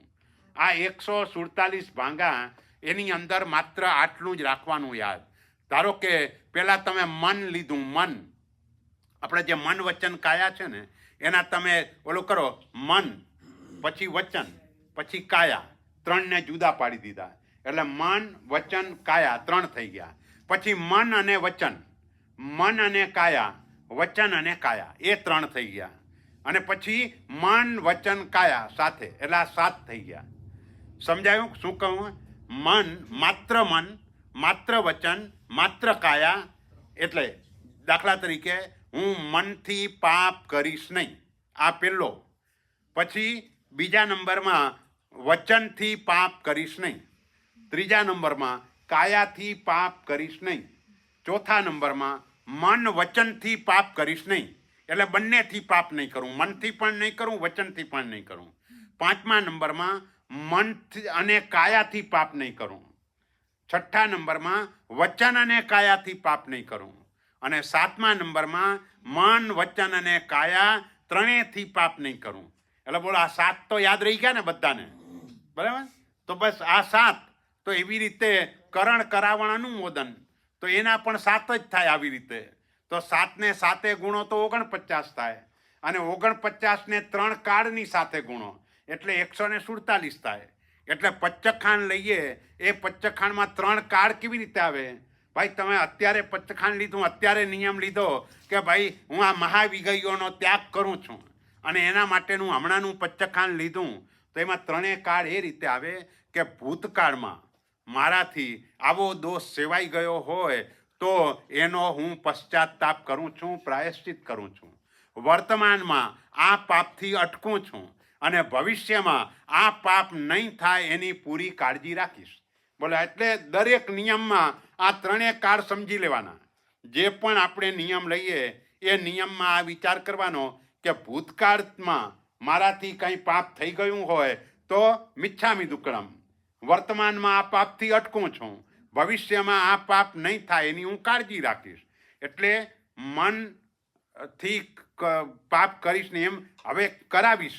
આ જે 7 આ બોલ્યા એવી રીતે મનથી પાપ કરાવીશ નહીં, વચનથી કરાવીશ નહીં, કાયાથી કરાવીશ નહીં, મન વચનથી કરાવીશ નહીં, મન કાયાથી કરાવીશ નહીં, વચન કાયાથી કરાવીશ નહીં, મન વચન કાયાથી કરાવીશ નહીં. એવી રીતે અનુમોદીશ, એવી રીતે કરીશ અને કરાવીશ નહીં, એવી રીતે કરીશ અને અનુમોદીશ નહીં, પછી કરાવીશ ને અનુમોદીશ નહીં, અને પછી કરીશ પણ નહીં, કરાવીશ પણ નહીં ને અનુમોદના પણ નહીં કરું. એટલે આવી રીતે તમે પરસ્પર ગુણાકાર કરો તો આપણું પચ્ચખાણ 147 આટલા પ્રકારનું આપણું પચ્ચખાણ છે. એટલે આપણે જો તમે જોયું હશે, આ સ્થાનકવાસી ચેતનાબેન છે, એમને ખબર હશે કે ભાઈ 6 કોટીનું પચ્ચખાણ, 8 કોટી, એમનામાં સંપ્રદાયનું નામ જ છે. 6 કોટી સંપ્રદાય, 8 કોટી સંપ્રદાય. હવે કોટી એટલે શું? 6 કોટી એટલે શું? તો કે 6 પ્રકારનું પચ્ચખાણ. કયા 6 પ્રકારનું પચ્ચખાણ? આપણે પણ અત્યારે સામાયિક લઈને બેસીએ ને તો આપણે 6 કોટીનું પચ્ચખાણ કહેવાય. કારણ કે આપણા સામાયિકમાં આપણે શું કહીએ? મન વચન કાયાથી પાપ કરીશ નહીં ને કરાવીશ નહીં, ન કરેમી ન કારવેમી. પણ અનુમોદનાનો ત્યાગ આપણે સામાયિકમાં, પ્રતિક્રમણમાં, પૌષદમાં, ઉપદાનમાં કોઈ જગ્યાએ કરતા નથી. ઉપદાનમાં પણ અનુમોદનાનું પાપ ચાલુ છે. તમે ઉપદાન કરવા જાઓ, 47 દિવસ સુધી ઉપદાનમાં હો, અને બીજી બાજુ બેંકમાં તમારી FD હોય તો બેંક મેનેજરને જઈને એમ નથી કહેતા ભાઈ 47 દિવસ હું ઉપદાનમાં હતો એટલે એનું વ્યાજ ગણવાનું નથી, બાકીનું વ્યાજ આપો. 47 દિવસનું વ્યાજ લઈએ છીએ એની પાસે. એટલે ઉપદાનમાં વ્યાજની આવક ચાલુ હતી, સામાયિકમાં પણ આપણી વ્યાજની આવક ચાલુ છે, પૌષદમાં પણ ચાલુ છે. એટલે ટૂંકમાં અનુમોદના, બસ અનુમોદના. કારણ કે આપણે સંસારને છોડ્યો નથી છોડ્યો, સંસારમાં છીએ. એટલે ભલે 48 મિનિટ માટે સામાયિક લીધું, પણ એ અનુમોદના તો આપણી ચાલુ જ છે. એનો ત્યાગ આપણે નથી કરી શકતા. હવે અનુમોદનાનો ત્યાગ આપણામાંથી ક્યારે થાય? તો કે આપણામાંથી સાધુ સાધ્વીજીને તો હોય જ, એને તો અનુમોદનાનો ત્યાગ જ હોય. આપણામાંથી કોઈ પણ બાબત માટે, જેમ આજે મહાવિગયની આપણે વાત કરી, અને તમે મહાવિગય ત્યાગની પ્રતિજ્ઞા આજના દિવસે લઈ લીધી, તો એ અનુમોદનાનો ત્યાગ થઈ ગયો. એ ત્યાં કને તમારું 9 કોટીનું થઈ ગયું. મન વચન કાયાથી હું કરીશ પણ નહીં, કરાવીશ પણ નહીં ને અનુમોદીશ પણ નહીં, એટલે 9 કોટી થઈ ગઈ. 3 ને 3 ગુણો એટલે 9, એવી રીતે 9. 6 નહીં ગણવાના, પણ 3 ને 3 ગુણવાથી 9 થાય. એમ 8 કોટી પચ્ચખાણ. તેમાં મનથી અનુમોદનાની છૂટ રાખે, વચન અને કાયાથી અનુમોદનાનો ત્યાગ. પણ આ મન ચંચળ છે, એટલે મનથી આવી ક્યાંક અનુમોદના થઈ જાય તો એના માટેની છૂટ, એને 8 કોટીના પચ્ચખાણ કહેવાય. એટલે એવી રીતે આપણે અહીંયા 147 પ્રકાર છે. 147 પ્રકારે આપણે બધા પચ્ચખાણ લઈ શકીએ. જેને જેટલા પ્રકારે પચ્ચખાણ લેવું હોય એટલા પ્રકારે પચ્ચખાણ લઈ શકાય. પણ આપણે તો એ જ વિચારવાનું કે આપણે 147 પ્રકારે જ લેવાનું છે. કારણ કે જે નિયમ લઈએ જીવનમાં, જે પણ નિયમ હોય એ નિયમની અંદર આ રીતે પચ્ચખાણ હોય. ત્યાર પછી 6 શુદ્ધિ. 9 કોટી આવી જાય. હા, 9 કોટી આવી જાય. 9 કોટીના પણ વધારે ભેદ કર્યા, 147 એ રીતે કર્યા. હા, ત્યાર પછી 6 પ્રકારની શુદ્ધિ. જો પહેલાના સમયની અંદર કે આજે પણ જ્યારે આપણે પૌષધ કરીએ તે સમયે પચ્ચખાણ પારીએ છીએ, અને પચ્ચખાણ પારવાની પણ વિધિ હોય છે. અને એ વિધિની અંદર ફાસ્યમ, પાલિયમ, સોયમ, તિર્યમ, કિટ્ટિયમ, આરાહ્યમ આ પદો બોલીને આપણે પચ્ચખાણ પારીએ છીએ. જો ઉપદાનની ક્રિયા એ પણ કેટલી સરસ મજાની ગોઠવી દીધી કે નીવી હોય કે ઉપવાસ હોય, તમારે આયંબિલની અંદર પણ આહાર વાપરવાનો હોય તો પચ્ચખાણ પારતા પહેલાં ચૈત્યવંદન કરવાનું, અને ચૈત્યવંદન કર્યા પછી તમે વાપરવા માટે જાઓ અને વાપરી લીધા પછી તરત જ ચૈત્યવંદન કરવાનું. એનું કારણ એ છે કે તમે ચૈત્યવંદન એટલા ભાવથી કર્યું હોય કે તમારું મન પરમાત્માના ગુણમાં રમ્યા કરતું હોય, અને તે સમયે તમે આહાર ગ્રહણ કરો તો આહારમાં ધ્યાન જ ન જાય, મન તો ભગવાનના ગુણોમાં રમતું હોય. એટલે તમે આહાર જે વાપરો એ અનાસક્ત ભાવથી વપરાય. અને જેવી આહારની ક્રિયા પૂરી થાય એટલે ઉપાશ્રયમાં આવી અને પાછું ચૈત્યવંદન કરો, એટલે તમારું અનુસંધાન પરમાત્મા ભક્તિમાં જોડાઈ જાય. એટલે આવી ક્રિયાઓ આપણે ત્યાં બતાવવામાં આવી છે કે આ ક્રિયાઓ, એટલે હંમેશા આપણે પણ જે ક્રિયા કરીએ એનો રણકો એ હોવો જોઈએ. જેમ ઘંટ વગાડીએ તો ઘંટ તો વાગ્યો, પણ પછી થોડી સેકન્ડ સુધી એનો રણકાર પણ હોય. બસ આપણામાં પણ એવું હોવું જોઈએ. આપણે જે ક્રિયા કરીએ તે સમયે તો ઉપયોગ હોય, આનંદ હોય, પણ એના પછી પણ એ ઉપયોગ આપણો ટકી રહેવો જોઈએ.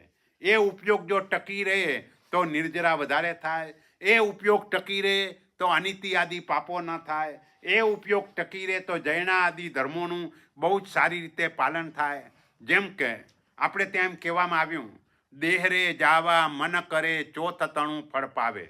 દેરાસર જવાની ઈચ્છા કરો ને એક ઉપવાસનો લાભ મળે. પણ કોના માટે? ઘરેથી નીકળે ત્યારથી જ મન ભગવાનના ગુણોમાં રમતું હોય તો આવો લાભ મળે. પણ એવું ન હોય. જે વ્યક્તિને જ્યાં ઇન્ટરેસ્ટ હોય ત્યાં એ ક્રિયા પૂરી થાય તો પણ એનું મન તો એમાં જ રમતું હોય.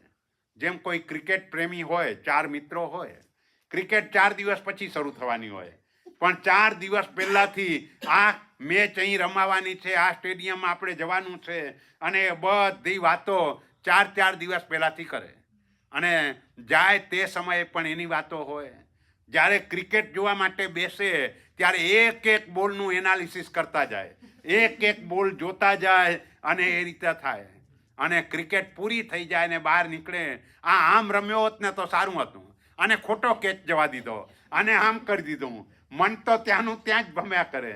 અને પાછો ઘરે આવે એટલે તરત જ ટીવીમાં સ્પોર્ટ્સ જ જુએ, અને બીજા દિવસે પેપર હાથમાં આવે તો એ સ્પોર્ટ્સનું પાનું ખોલીને જ જુએ.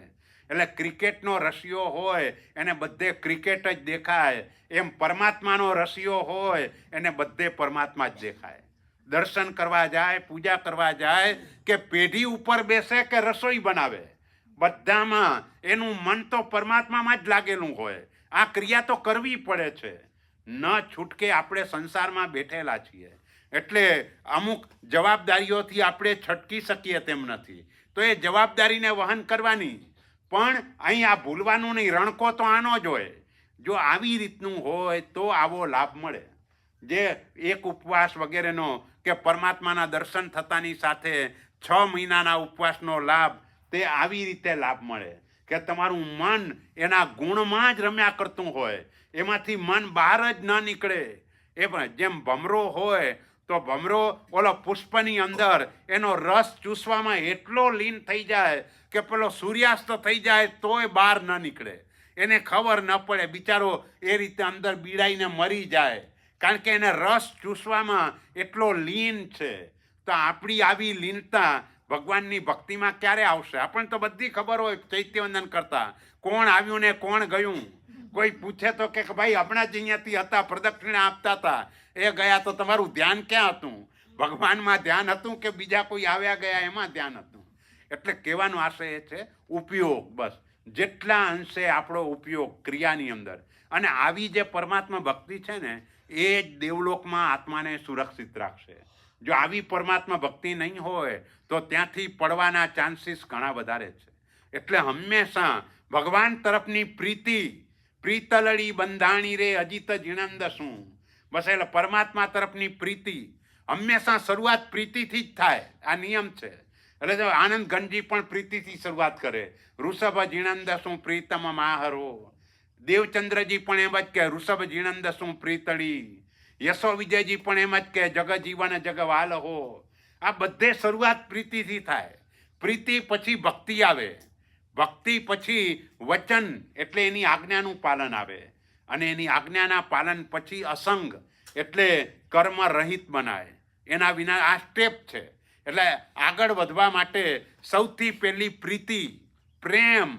પ્રેમ એટલે એમાં છોડવાનું જ હોય.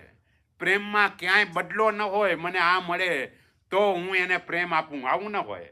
પ્રેમમાં તો આપવાનો જ હોય, એમાં કાંઈ લેવાનું હોય જ નહીં. પ્રેમ પછી ભક્તિ. જેમ પ્રેમ વધતો જ જાય વધતો જાય. સાંસારિક રીતે કેવું હોય તો પત્ની ઉપર પ્રેમ હોય ને માતા ઉપર ભક્તિ હોય. તો એ જ પ્રીતિ આગળ જતાં ભક્તિમાં પરિણામ પામી જાય.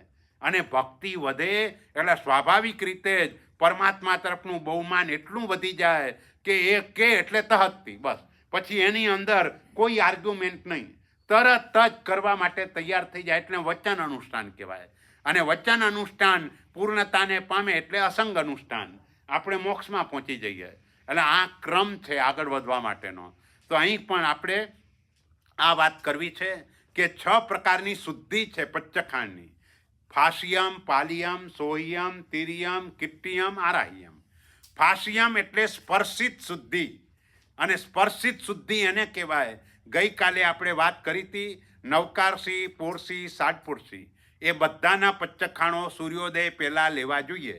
જો એ પહેલાં પંચખાણ લીધું તો આ પહેલી શુદ્ધિ કહેવાય. હવે ધારો કે તમે મોડું પંચખાણ લીધું તો પહેલી શુદ્ધિ તમારી ગઈ, એ ફાસ્યમ શુદ્ધિ ન કહેવાય. એટલે પહેલી શુદ્ધિ એટલે ઉચિત કાળે પંચખાણ લેવું. જે પંચખાણ જે સમયે લેવાનું કયું છે એ પંચખાણ આવી રીતે સનરાઈઝ પહેલાં લેવું, એ ફાસ્યમ. પછી પાલિયમ. પાલિયમ એટલે પંચખાણને વારંવાર યાદ કરવું. વારંવાર યાદ એટલા માટે કરવાનું કે અનાદિની આપણી આહાર સંજ્ઞા છે. એટલે કંઈક ભાવતી વસ્તુ દેખાઈ જાય તો ખાવાનું મન થઈ જાય. તો તેવા સમયે આપણને યાદ રહેવું જોઈએ કે આજે મારે એકાસણું છે, આજે મારે ઉપવાસ છે, આંબીલ છે, બેસણું છે. એટલે પંચખાણને વારંવાર યાદ કરવાનું.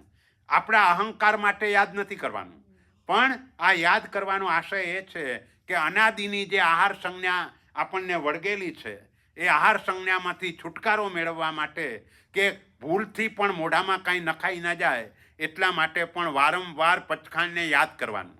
એ બીજા નંબરની શુદ્ધિ કહેવાય. ફાસ્યમ, પાલિયમ, સોહ્યમ. સોહ્યમ એટલે ગુરુ મહારાજને ઓરાવ્યા પછી આપણે વાપરવાનું. આને શોધિત શુદ્ધિ કહેવાય. ધારો કે ગુરુનો યોગ ન મળ્યો તો કોઈ સાધર્મિકને બોલાવીને સાધર્મિકની ભક્તિ કરી અને ત્યાર પછી વાપરીએ તો આ શોધિત નામની ત્રીજી શુદ્ધિ કહેવાય. એટલે પહેલા નંબરમાં પંચમહાવ્રતધારી ગુરુ, એનો યોગ ન મળે તો સાધર્મિક, બસ એની ભક્તિ કરી અને ત્યાર પછી આપણે વાપરવું એને શોધિત શુદ્ધિ કહેવાય. સોહિય ગુરુદત્ત શેષ ભોયણો, બાકીનું ભોજન ગુરુને ઓરાવ્યા પછી એટલે એ ભોજન અમૃત થઈ ગયું. તમે આપણે વાપરીએ વિષ્ટા રૂપે પરિણામ પામે. ગુરુને ઓરાવ્યું, સાધર્મિકની ભક્તિ કરી, એ અમૃત થઈ ગયું. એ બહુ મોટા લાભને આપનારું બની ગયું. એટલે આ સોહિયમ અને તિર્યમ સમહિય કાલા. તીરિત શુદ્ધિ એટલે પચ્ચખાણ આવે પછી થોડોક સમય વધારે પસાર થવા દેવો. ભાદરવા સુધી પાંચમના દિવસે ઘડિયાળ જોઈને બેસી ન રહેવું, ભાઈ આ નવકારસી આવી ગઈ ને, ચાલો ભાઈ બ્રશ કરી લો. કેમ આવું કેમ થાય છે? બોલો શરીરને આપણે આવી ટેવ નથી પાડી. એટલે ઓલો ઉપવાસ હોય એ ઉપવાસ આકરો લાગ્યો હોય, પણ ઉપવાસ કેમ આકરો લાગ્યો એ આપણે વિચારતા નથી. ઉપવાસ આકરો લાગવાનું કારણ એ છે કે ભગવાનની આજ્ઞા આપણે પાડી નથી. માટે ભગવાનની આજ્ઞા જો આપણે દર 14 ઉપવાસ કરતા હોઈએ તો પછી આકરો ન લાગે. આપણે દર 14 નથી કરતા અને એ રીતે કરીએ. તમે તમારા ઘરની અંદર કોઈ માણસને કામ માટે રાખ્યો હોય અને એને તમે બેસાડી રાખો, ભાઈ કાંઈ હમણાં કાંઈ કામ નથી, બેસી રહે, અને વર્ષ સુધી કાંઈ કામ જ ન કરાવો, અને ઘરમાં લગ્ન પ્રસંગ આવે ત્યારે એક સાથે 10 કામ સોંપી દો, દોડાવો, પહેલા જ દિવસે માંદો પડી જાય. કારણ કે તમે બેસાડી રાખ્યો છે, કાંઈ કામ જ નથી કરાવ્યું. તો આ શરીર પાસેથી તમે કાંઈ કામ જ ન લીધું હોય અને પછી કે તારે ઉપવાસ કરવાનો છે, પછી નવકારસીની રાહ જોઈને બેસે. એટલે એવું ના થવું જોઈએ. જે પણ પચ્ચખાણ હોય, પછી નવકારસી હોય, પોરસી હોય, સાત પોરસી હોય, પૂરી મટકી અવટ, જે પણ હોય, પચ્ચખાણ આવ્યા પછી થોડો સમય પસાર થવા દેવો. અહીં જે જોબના કારણે કોઈને કરવું પડે એ જુદી વાત છે, કારણ કે એને સમયસર ત્યાં પહોંચવાનું હોય અને એ રીતે એને સમયનું સેટિંગ કર્યું હોય તો ત્યાં કને આ દોષ નથી, કારણ કે ત્યાં એનો આશય જુદો છે. એને એમ નથી કે ભાઈ મારે આવે એટલે તરત વાપરી લેવું છે, પણ એને ત્યાં સમયસર પહોંચવાનું છે. અને આ દેશની અંદર એવું ન ચાલે ઇરેગ્યુલર રહેતો, એટલે તેવા સમયે એને કરવું પડે જુદી વાત છે. પણ વગર કારણે ઉતાવળ કરીને જેવી નવકારસી આવે ને તરત જ બ્રશ લઈને બ્રશ કરવા બેસી જઈએ તો એ દોષ કહેવાય. એટલે આ શુદ્ધિ એ તિર્ય સમહિય કાલા, થોડોક સમય વધારે પસાર થવા દેવો. કિટ્ટીય ભોયણ સમયે શરણા, અને છેલ્લી કિટ્ટીયમ એટલે ભોજન વખતે વાપરવા બેસીએ ત્યારે યાદ કરવાનું. એકાશનું કરવા બેસીએ ત્યારે મારે એકાશનું છે એ એટલા માટે યાદ કરવાનું કે ક્યાંય સચિત્ત લેવાઈ ન જાય, કાકડી ટામેટાનો સલાડ ન લેવાઈ જાય, કારણ કે સચિત્તનો ત્યાગ હોય એકાશનામાં. અને જો એ રીતે તે સમયે યાદ ના આવે તો આ રીતે થવાની શક્યતા છે. એટલા માટે વાપરવા બેસીએ ત્યારે આજે આંબિલ છે કે જેથી કરીને કોઈ વિગઈ ભાણામાં ના આવી જાય. આજે એકાશનું છે જેથી કરીને કોઈ સચિત્ત વસ્તુ ના આવી જાય. એટલા માટે વાપરવા બેસીએ ત્યારે પણ પચ્ચખાણને યાદ કરવાનું. અને છેલ્લી આરાધિત શુદ્ધિ, 5 શુદ્ધિ હોય તો આરાધિત કહેવાય. 5માંથી એક પણ ઓછી હોય તો છેલ્લી શુદ્ધિ ગઈ. એટલે પહેલી શુદ્ધિ ઉચિત કાળે પચ્ચખાણ લેવું, ફાસ્યમ. પાલિત વારંવાર પચ્ચખાણને યાદ કરવું. શોધિત ગુરુ મહારાજને ભક્તિ કર્યા પછી વાપરવું કે સાધર્મિકની ભક્તિ કર્યા પછી વાપરવું. તિરિત થોડોક સમય વધારે પસાર થવા દેવો. કીર્તિત ભોજન સમયે પચ્ચખાણને યાદ કરવું. અને આરાધિત એટલે 5 પ્રકારની શુદ્ધિને પાડવી. એના સિવાય પણ જાણણ, વિનય, અણુભાષણ, અણુપાલન, ભાવ શુદ્ધિ. બીજી રીતે પણ જ્ઞાન શુદ્ધિ. જ્ઞાન શુદ્ધિ એટલે હું આ પચ્ચખાણ શાના માટે કરું છું, આ આગારો શાના માટેના છે, આની અંદર વિગઈનું પણ પચ્ચખાણ લેવાનું છે મારે છે કે નહીં, આવી સમજપૂર્વકનું જે પચ્ચખાણ એ જ્ઞાન શુદ્ધિ કહેવાય. પછી વિનય શુદ્ધિ, ગુરુનો વિનય કરીને પચ્ચખાણ લેવાય. એટલે પચ્ચખાણ લેવા માટે પણ આપણે ખમાસમણ આપીએ છીએ અને પછી કહીએ હિચકારી ભગવાન પ્રસાય કરી પચ્ચખાણનો આદેશ આપશો જી. એટલે વિનયપૂર્વક પચ્ચખાણને ગ્રહણ કર્યું કહેવાય. હાથ જોડવાના અને વિનયપૂર્વક ગ્રહણ કરવાનું. જાણણ, વિનય, અનુભાષણ. ગુરુ મહારાજ પચ્ચખાઈ કે ત્યારે આપણે પચ્ચખામી બોલવાનું, ઓશિરઈ કે ત્યારે ઓશિરામી બોલવાનું. એને અનુભાષણ કહેવાય.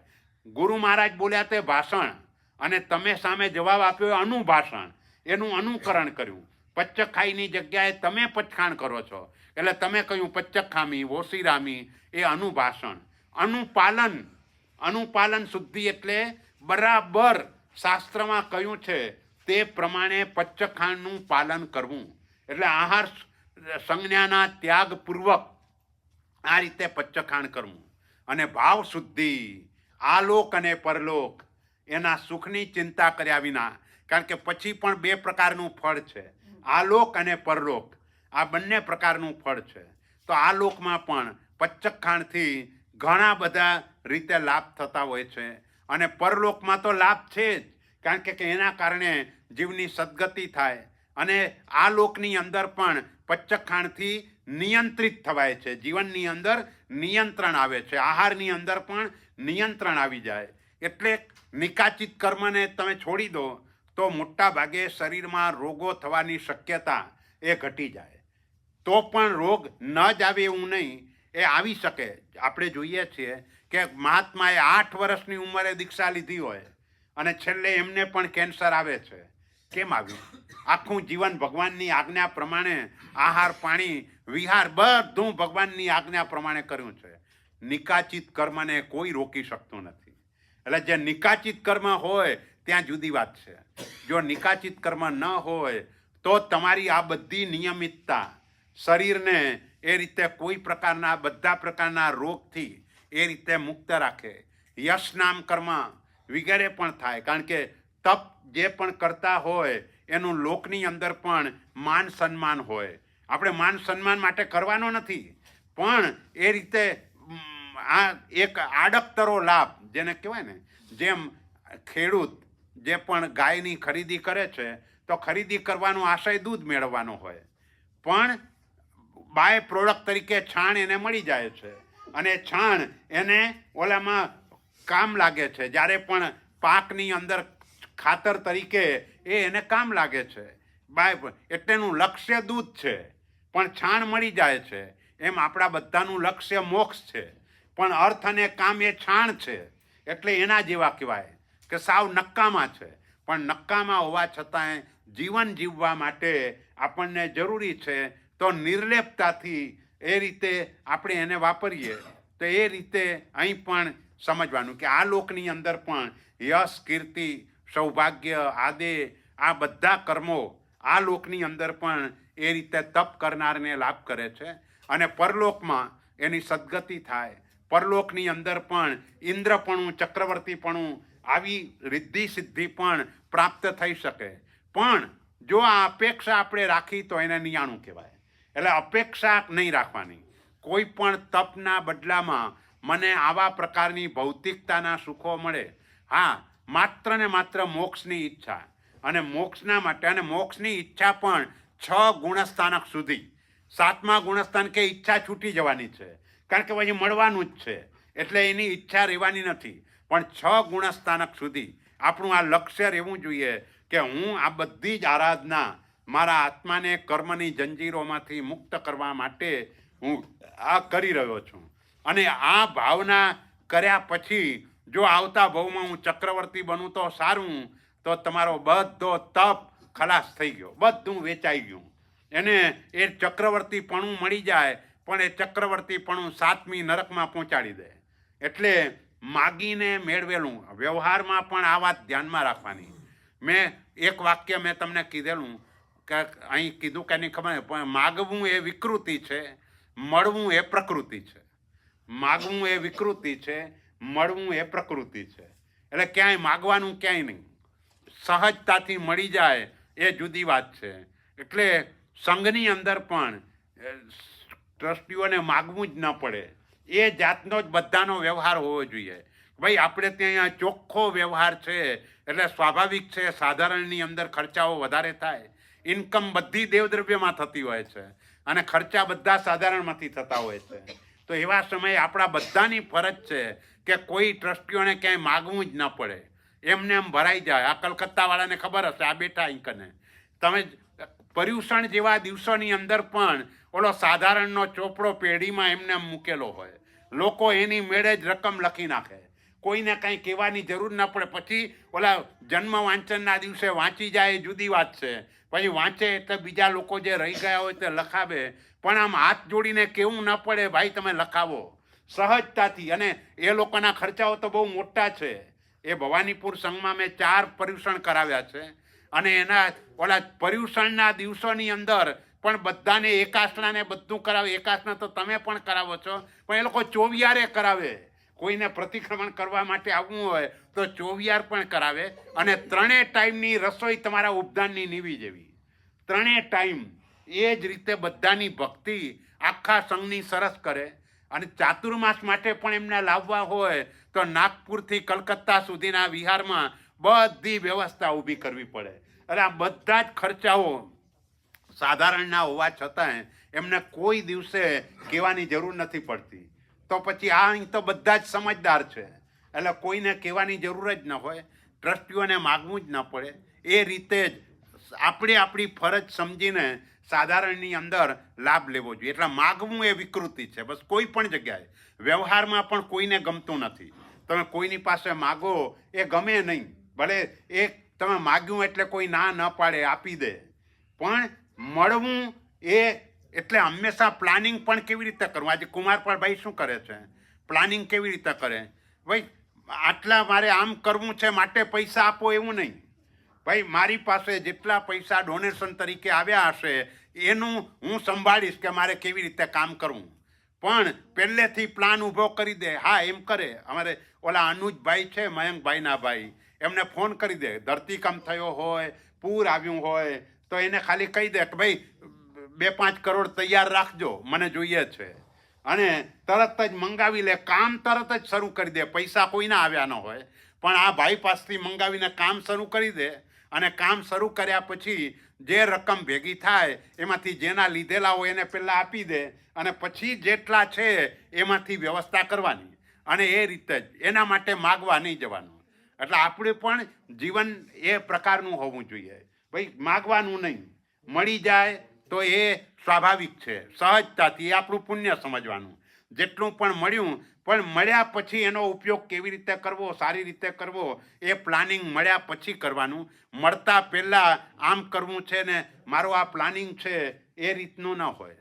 એટલે આ રીતે પચ્ચખાણ ભાષ્ય આપણે આખી એ વાત આ રીત 2-3 દિવસની અંદર જેટલી પણ શક્ય એટલી આપણે કરી. કારણ કે મને ખ્યાલ છે તમારા પ્રશ્નો ગઈકાલના પણ હતા, એટલે આજે પણ તમારા પ્રશ્નો હશે.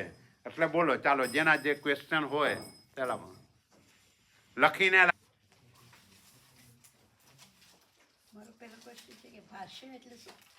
આમ ભાષ્ય શબ્દ થાય કહેવા યોગ્ય. ભાષ એટલે કહેવું, અને ય પ્રત્યય છે વિદ્યાર્થ કૃદંતનો પ્રત્યય કહેવાય, એટલે કહેવા યોગ્ય, બોલવા યોગ્ય. નિવ્યતા કીધું એ ખાલી ઉપદાનના તપસ્વી માટે કે regular day to day life માટે? ના, એટલે રેગ્યુલર પણ વિગય કરતા નિવ્યાતું વાપરે તો એનો નુકસાન ઓછું. વિગયમાં વધારે, નિવ્યાતામાં ઓછું. એ રીતે. ધારણા દિવસમાં આપણે પચખાંડ લેવા હોય તો ધારણાનું લઈએ કે મુઠ્ઠી સહીનું લઈએ? હા, એટલે જો ધારણા એક એ ટાઈપનું છે કે તમે જાતની ધારણા કરી શકો. જે પણ કરવી હોય એ બધી જ ધારણા થઈ શકે. અને મુઠ્ઠી સંયમમાં ખાસ કરીને આહારની બાબત જ છે. મુઠ્ઠી સંયમમાં બીજી કોઈ બાબત નથી. ધારણામાં તો તમે એમ પણ નક્કી કરી શકો કે આજે હું 2 જોડી ચપ્પલથી વધારે નહીં વાપરું, હું 2 જોડી કપડાથી વધારે નહીં વાપરું. એ પ્રકારની પણ ધારણા થાય. અને મુઠ્ઠી સંયમ ખાલી આહારની બાબતને લાગુ પડે, એના સિવાય બીજી કોઈ બાબતને એ લાગુ ન પડે. હા, બોલો. સવારે ધારો કે નૌકારસીના પચખાણ વખતે ધારણા અભિગ્રહ લઈએ કે આજના દિવસમાં મારે 4 વખતથી વધારે નથી વાપરવું, બરાબર. તો પછી વચ્ચે મુઠ્ઠી સંયમ લેવું પડે? ના, એટલે બરાબર 4 વખત પણ તમે ક્યારે વાપરશો એટલે એ નક્કી નથી. કે મારું રૂટીન હોય કે નૌકારસી લંચ, બપોરની ચા માનું અને સાંજનું. હા, બરાબર છે, બરાબર એ છે. આપણે મનમાં ધારી લીધું હોય તો હા. પછી વચ્ચે મુઠ્ઠી સંયમ લેવું પડે? ના, પણ એ પચ્ચખાણ જો હોય તો પચ્ચખાણનો લાભ મળે. હા, ધારણા અભિગ્રહમાં એવું ધારી લઈએ હા, કે હા, આજના દિવસમાં આ 4 વખત મારે. હા, તો ચાલે, તો ચાલે, તો કઈ વાંધો નથી. ચાલે. પછી તમે વચ્ચેથી બીજું કાંઈ ના લઈ શકો. હા, કશું ના. ધારો કે તમે ઊભા થઈને પછી દવા ભૂલી ગયા અને દવા લેવાની આવે તો પછી 1 ટંક ગણાઈ જાય 4માં. એટલે હા, પાણી પણ આવી જાય. હા, પાણી પણ આવી જાય. હા, આમાં પાણીની છૂટ આવે વચ્ચે એમ. ના, ના, તો પછી એના કરતાં મુઠ્ઠી સંયમનું સારું મુઠ્ઠી પડે. સંયમ લેવું વધારે સારું. મુઠ્ઠી સંયમ વધારે સારું. હા. 2 હાથ હા. જોડીને લેવાય, right? હા, હા, મુઠ્ઠી હા. સહી પચાસ હા, હા. વાળીએ ત્યારે મુઠ્ઠી મુઠ્ઠી વાળીને. હા, બોલો. સપોઝ કે મેં એકાદશનું કર્યું છે. સવારના મેં એકાદશાનું પચકાણ લીધું ને એમાં મેં પોરસી ધારી હતી. પણ પછી છે તો મારા સંજોગો એવા ઊભા થાય કે મારે પરિમૂઢના પચકાણ સુધી હું આવી તો મારે આખું પચકાણ ફરીથી લઈને ના ફરીથી લેવાની જરૂર નહીં, પણ પોરસીની જગ્યાએ પૂરી મધનું પચખાણ ખાલી લઈ લો તો ચાલે, અને આખું લો તોય કાંઈ વાંધો નથી, પણ ખાલી પૂરી મધનું પણ લઈ લો તો પણ ચાલે, કારણ કે એકાષ્ટાનું તો તમે લીધેલું જ છે. એટલે ખાલી પૂરી મધનું પચખાણ લઈ લો તો પણ ચાલે. બોલો. લેવું પડે ખરું, રાઈટ? હે? આગળ થોડો ટાઈમ હા, લેવું તો પડે. પચખાણ લે તો ખાલી ધારવાથી નહીં, પણ લેવું જોઈએ. કાલે તમે કીધું તું જેનો સ્વાદ અનિષ્ટ હોય એ બધું અણહારી કહેવાય. બરાબર. એમાં તમે એક્ઝામ્પલ હળદરનું આપો. હા હા. તો હળદર આયંબિલમાં વપરાય? નહીં નહીં, એટલે દવા તરીકે, ઔષધ તરીકે, હા, તો આયંબિલમાં ઔષધ તરીકે વાપરવી હોય તો હળદર વપરાય, ઔષધ તરીકે વપરાય. અને ધારો કે ઉપવાસ હોય તો ઔષધ તરીકે વપરાય? હા, હળદર? વપરાય વપરાય વપરાય વપરાય. ઓહ. એ જુઓ, તમે પચખાણ ભાષ્યમાં અણહારી વસ્તુઓનું લિસ્ટ છે, એમાં હળદર પણ એમને લખી છે, એટલે એ રીતે વાપરી શકાય અણહારી વસ્તુ. હળદરમાં તેલ ઘણા લોકો ઉપયોગ કરે છે, હા? નથી વપરાતી. હે? તેલ ઉપયોગ કરે છે પીસવામાં, એટલે ન વપરાય. શેમાં? હળદરમાં કે છે તેલ ઉપયોગ કરે પીસવામાં. ના ના, એ તો તેલથી મોયેલી કેવી ના ચાલે. એ તો જે પણ ઓલી હળદર, તમારો ગાંગડો પણ ચાલે, અને કદાચ ભલે આ રીતે પણ કરી હોય, પણ એ રીતે એમાં બીજું કાંઈ મિશ્રણ ન થયું હોય તો ચાલી શકે, તો કંઈ વાંધો નહીં. ના, એટલે તો કોઈએ વરસની ભરીને જો આવી રીતે કર્યું હોય તો ના ચાલે, એ તો બરાબર. સાહેબજી, હું વ્યાસના કરું, પછી સવારે પૂરું કરું, પછી હું પચખાણ લઉં તો એમ કહું 12 વાગ્યા સુધીના દાણા વિગ્રહ પચખામીના નથરા વગેરે, બરાબર. અને પછી વચ્ચે પાણી કે કાંઈ નહીં પીવાનું. પછી સાંજના બેસું ત્યારે તો સીધા પાણાના પચખાણ આવે. હવે પાણાના પચખાણ લઈએ એમાં મુઠ્ઠી સેમ બોલવાનું તમે કહેતા હતા ને કે જો નવકારથી વહેલું ના લીધું હોય હા. તો એ મુઠ્ઠી સેમ બોલે તો ના ના, એટલે પાણહારનું પચખાણ તો આખું એમ જ બોલવાનું, અને પછી ના, મુઠ્ઠી સેમ પછી મુઠ્ઠી સેમ જુદું લેવાનું, એ રીતે કરવાનું. હા, બોલો. સવારના પચખાણ સૂર્યોદય પહેલા લેવાના હોય, હા. પણ ધારો કે સૂર્યોદય પહેલા ઉઠી ના શકાય એવું હોય તો પચખાણ પછી લઈ ના શકાય. ના ના, પચખાણ લેવાય, પણ લાભ ઓછો થઈ જાય. જે મોટો લાભ, જે વધારે તમને મળતો હતો એ લાભમાં કાપ મુકાઈ ગયો, એટલે તમારે એ રીતે લાભ ઓછો થઈ જાય. પણ સાહેબજી મુઠ્ઠી સંયમ લઈ લીધું રાતના તો પછી લાભ ચાલુ રહે, રાઈટ? હા, મુઠ્ઠી સંયમ છે તો એ ચાલુ ગણાય પચખાણ. હા, તો પછી એ તમારો લાભ ચાલુ રહે. પણ તો પણ નવકારસીનું પચખાણ હોય તો સૂર્યોદય પહેલા લેવું જોઈએ, કારણ કે લાભ ભલે ચાલુ હોય મુઠ્ઠી સંયમનો, પણ ઓલી તમારી પહેલી શુદ્ધિ નહીતર જાય, પહેલી શુદ્ધિ જાય. શુદ્ધિ થાય જ નહીં ને. હે? ગુરુ હોય નહીં, સાધર્મિક હોય નહીં. હા, એ તો એ રીતે, એટલે છેલ્લીએ ના થાય, એટલે છેલ્લી એ ના થાય. એટલે વચ્ચેની ના થાય તો છેલ્લીએ ના થાય, એટલે એ થાય. સાધર્મિકને તો જો કે અહીં શું છે, બધા દૂર દૂર છે, એટલે એ પણ પ્રોબ્લેમ થાય. બાકી તો તમે કોઈને એ રીતે બોલાવીને કે એ રીતે કરી શકો. ઘરના જ ગણીએ તો એટલે એક દ્રષ્ટિએ જો નહીં એમનો પ્રશ્ન સારો છે, એમનો પ્રશ્ન સારો છે. એકચ્યુઅલી શું છે કે ઘરના લોકોની જોડે પણ આપણે બધાની જોડે સાધર્મિક બુદ્ધિથી જ સાથે રહેવાનું છે, પારિવારિક દ્રષ્ટિએ નહીં, પણ સાધર્મિક બુદ્ધિથી. અને બીજી રીતે પણ આપણે કહીએ ગુણવંત તણી અનુપબ્રુહણા કીધી. હવે ગુણવાન ઘરના હોય તો એની અનુમોદના કરવી જોઈએ, પણ આપણે ઘરના લોકો માટે ગમે તેમ બોલ્યા કરીએ તો એ પણ દોષ લાગે, એટલે તમારે કોઈના માટે, એ ઘરની વ્યક્તિ માટે હા થાય ને. એટલે આ અતિચાર લાગે. ગુણવંત તણી અનુપબ્રુહણા કીધી જે, એટલે બધા જ ગુણવાન તો છે જ, બધાની પાસે કોઈને કોઈ ગુણ તો છે જ. એટલે એનો અર્થ એ થયો કે ઘરમાં પણ એકબીજાના ગુણ જ જોવાના, દોષ જોવાના નહીં. પણ આપણી વડીલ તરીકેની એક જવાબદારી હોય તો એ દોષને સુધારવા માટેના પ્રયત્નો એ આપણે ચોક્કસ કરવાના, પણ એના તરફ દુર્ભાવ નહીં કરવાનો, એની નિંદા નહીં કરવાની, અને એ રીતે. એટલે તમારો પ્રશ્ન સારો છે ને, ખરેખર એવું જ હોવું જોઈએ. ભલે ઘરની વ્યક્તિ પણ તમે સાધર્મિક બુદ્ધિથી એ જ રીતે આરાધના આદિની અંદર ગણતા હો તો એને પણ એ રીતે ગણી શકાય, એમાં કંઈ વાંધો નથી. તમે જોબમાં એકાદ વસ્તુ ફ્રૂટ કે કઈ લઈ જાઓ અને નવકારસી પહેલા કોઈ આપણા સાથે કામ કરવા વાળા કોઈને આપો તો એમાંય થોડો દાનનો લાભ મળી જાય, રાઈટ? હા, એ અનુકંપાદાન થયું, એ અનુકંપાદાન થયું, અનુકંપાનો. દુરિયાના પચખાણમાં આપણે દવા ખપે કે નહીં? ના, એકચ્યુઅલી જો હવે અત્યારની પરંપરા પ્રમાણે કોઈ મહાત્માઓ પણ આ રીતે રોકતા નથી, પણ દુવિહારનો અર્થ આપણે ગઈકાલે જોયો હતો કે અસન અને ખાદિમ આ બેનો ત્યાગ, પાણી અને સ્વાદિમ આ બેની છૂટ. એટલે ખરેખર આ જે શાસ્ત્રીય દ્રષ્ટિએ જોવા જઈએ તો દવા લેનારે ધારણાભિગ્રમનું પચખાણ લેવું જોઈએ કે પ્રતિક્રમણ પછી મારે આ દવા લેવી પડશે એના માટેની છૂટ. પણ એમાં શરત મેં એક કહી હતી કે દૂધ વગેરે સાથે દવા ન લેવાય, માત્ર તમે પાણી સાથે દવા લેવી પડે તો એ રીતે લઈ શકો. ધારો કે ઉંમરવાળા હોય કંઈ પચખાણ ટીવિયાનું લઈ દવા લેવાની નથી, પણ કંઈ સંજોગો આવી પડ્યા, ડાયરિયા થઈ ગયા કે ગમે વોમિટો અને દવા લીધી તો આલોચના લઈ તો આલોચના લેવાની. હા, બરાબર છે. એટલે પણ એના ભયથી પચખાણ ન લેવું એવું નહીં કરવાનું. ઘણી વખતે શું છે, કોઈની સુગર ઘટી જતી હોય, આવું થતું હોય, એને પણ પચખાણ તો લેવાનું, પણ આવી જ્યારે સિચ્યુએશન આવે તે વખતે દવા લઈને પણ મારા સાહેબ પાસેથી આલોચના લઈ લેવાની. નહીં તો પચખાણ કોઈ દિવસે થાય જ નહીં. રોજનો આ ડર રહે કે ભાઈ આવું કાંઈ થઈ જશે તો. એટલે એવો ડર રાખ્યા વિના આ રીતે કરીને આલોચના ગુરુ મહારાજ પાસે લેવાની. ઉપવાસનો પચખાણ કર્યો હોય તો તમે પાણી પોરસી પછી જ પી શકો. હા, પોરસી પછી જ વપરાય, એના પહેલાં ન વપરાય. બરાબર છે. ઉપવાસ કે એકાસનાથી બધા એકમાત્ર બેસણું જ એક એવું છે કે તમે નવકારસીના પચખાણથી કરી શકો. બાકીના બધા પચખાણોમાં મિનિમમ પોરસી એ હોવી જોઈએ.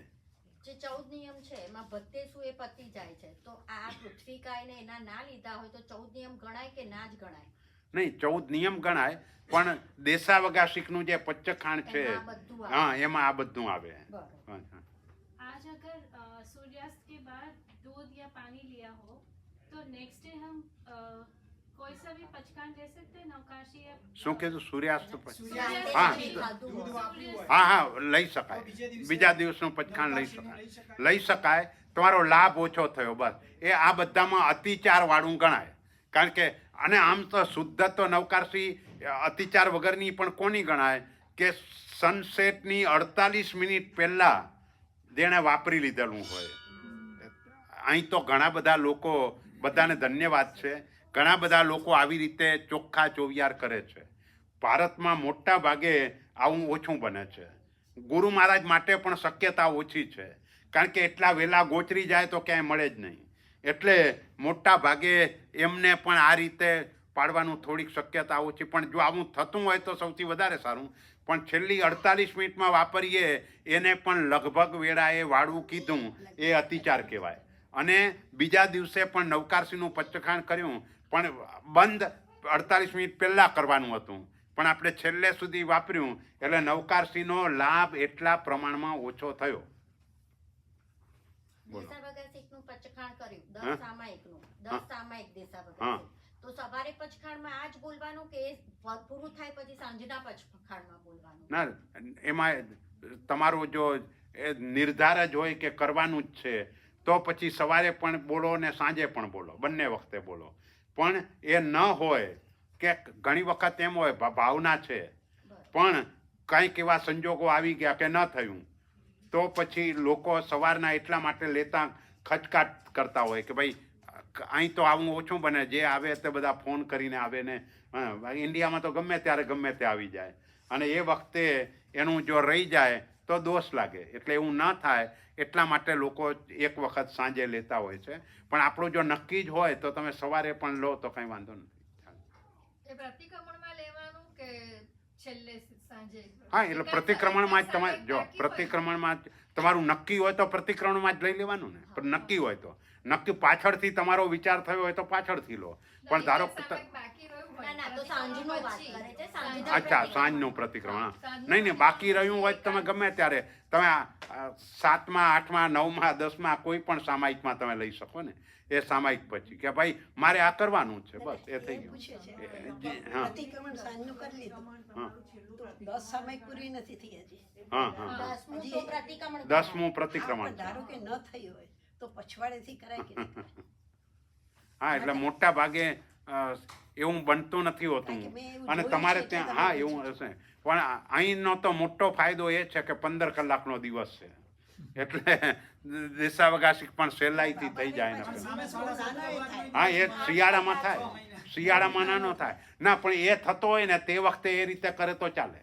હાલે. ધારો કે હા એ જ્યારે દિવસ જ નાનો હોય, તમારો દિવસ જ કેટલો બધો નાનો થઈ જાય તે વખતે લગભગ 7 કલાકનો. હે 8 કલાકનો. હા, તો 8 કલાકમાં 10 સામાયિક કામે ન થાય, એટલે એવા સમયની અંદર તમે કરી શકો, એમાં કઈ વાંધો નહીં. સંપર્કભાઈ, હા બોલો. આપણે એકાશનું કર્યું હોય હા અને સપોઝ કે ઉભા થતી પહેલા છે તો તિરિયાનું પચકાણ લેવાનું આવે તો એ સમૂહ આપણે લેવાનું ભૂલી ગયા અને એમને એમ ઉભા થઈ ગયા, તો પછીથી તમને જેવું યાદ આવ્યું એવું તમે લઈ લો તો એ આપણે એ અતિચાર કહેવાય, અને તમારે આલોચના તરીકે ગુરુ મહારાજને મોકલવું જોઈએ. અમે કાલે પહેલી વાર સાંભળ્યું કે પાણહાટ એનાથી લેવાનું TVMPR. અમે તો અત્યાર સુધી દિવસચર્યામાં જ હા, લઈ હા. લેતા. હા. બરાબર, દિવસચર્યા એટલે દિવસનો છેલ્લો ભાગ, હા. એટલે એ સાંજનું છે, એટલે એને છોડી દેવાનું. TVMPR ના, કાંઈ નહીં, એટલે તમારી આલોચનામાં અરે ભાઈ આટલા વર્ષો સુધી જે પણ આરાધના વગેરે થઈ એમાં આ પ્રકારનું પચખાણ લીધેલું એમ કરીને મૂકી દેવાનું. અને આની આલોચના બહુ સામાન્ય આવે, કારણ કે સમજ નથી, ખબર નહોતી, અને એ રીતે થયું છે, એટલે એમાં કાંઈ બહુ કાંઈ વાંધો. પચખાણ તો લીધું છે, દ્રષ્ટિ લાભ. બોલો સાહેબ, બોલો. એ પ્રતિક્રમણ આપણે વસ્તુ પચખાણ પહેલા બોલીએ કે ધાર્યું છે હજી. હા. સપોઝ કે આપણે નવકાશીનું ધારી નવકાનું પચખાણ લીધું તો અપગ્રેડ કરી શકાય. લીધું હોય તો પછી ધાર્યું છે જી બોલવાની જરૂર નહીં, અને ધાર્યું છે જી બોલો તો પછી તમે લઈ શકો. પછી લઈ શકાય. હા, લઈ શકાય. અને પહેલા તમે કહ્યું ને કે દિવસ સુકે પહેલા તમે ધારી બી શકો. હા હા, લઈ બી શકો. લઈ પણ શકો. હા. ધારી સવારે સૂર્યોદય પહેલા આંખ ખુલી ગઈ, હા. ધારી લીધું પછી સુઈ જાય. હા, તોય પણ ચાલે, ધારી લીધું એટલે ચાલે. બોલો તમે નરેન્દ્રભાઈ.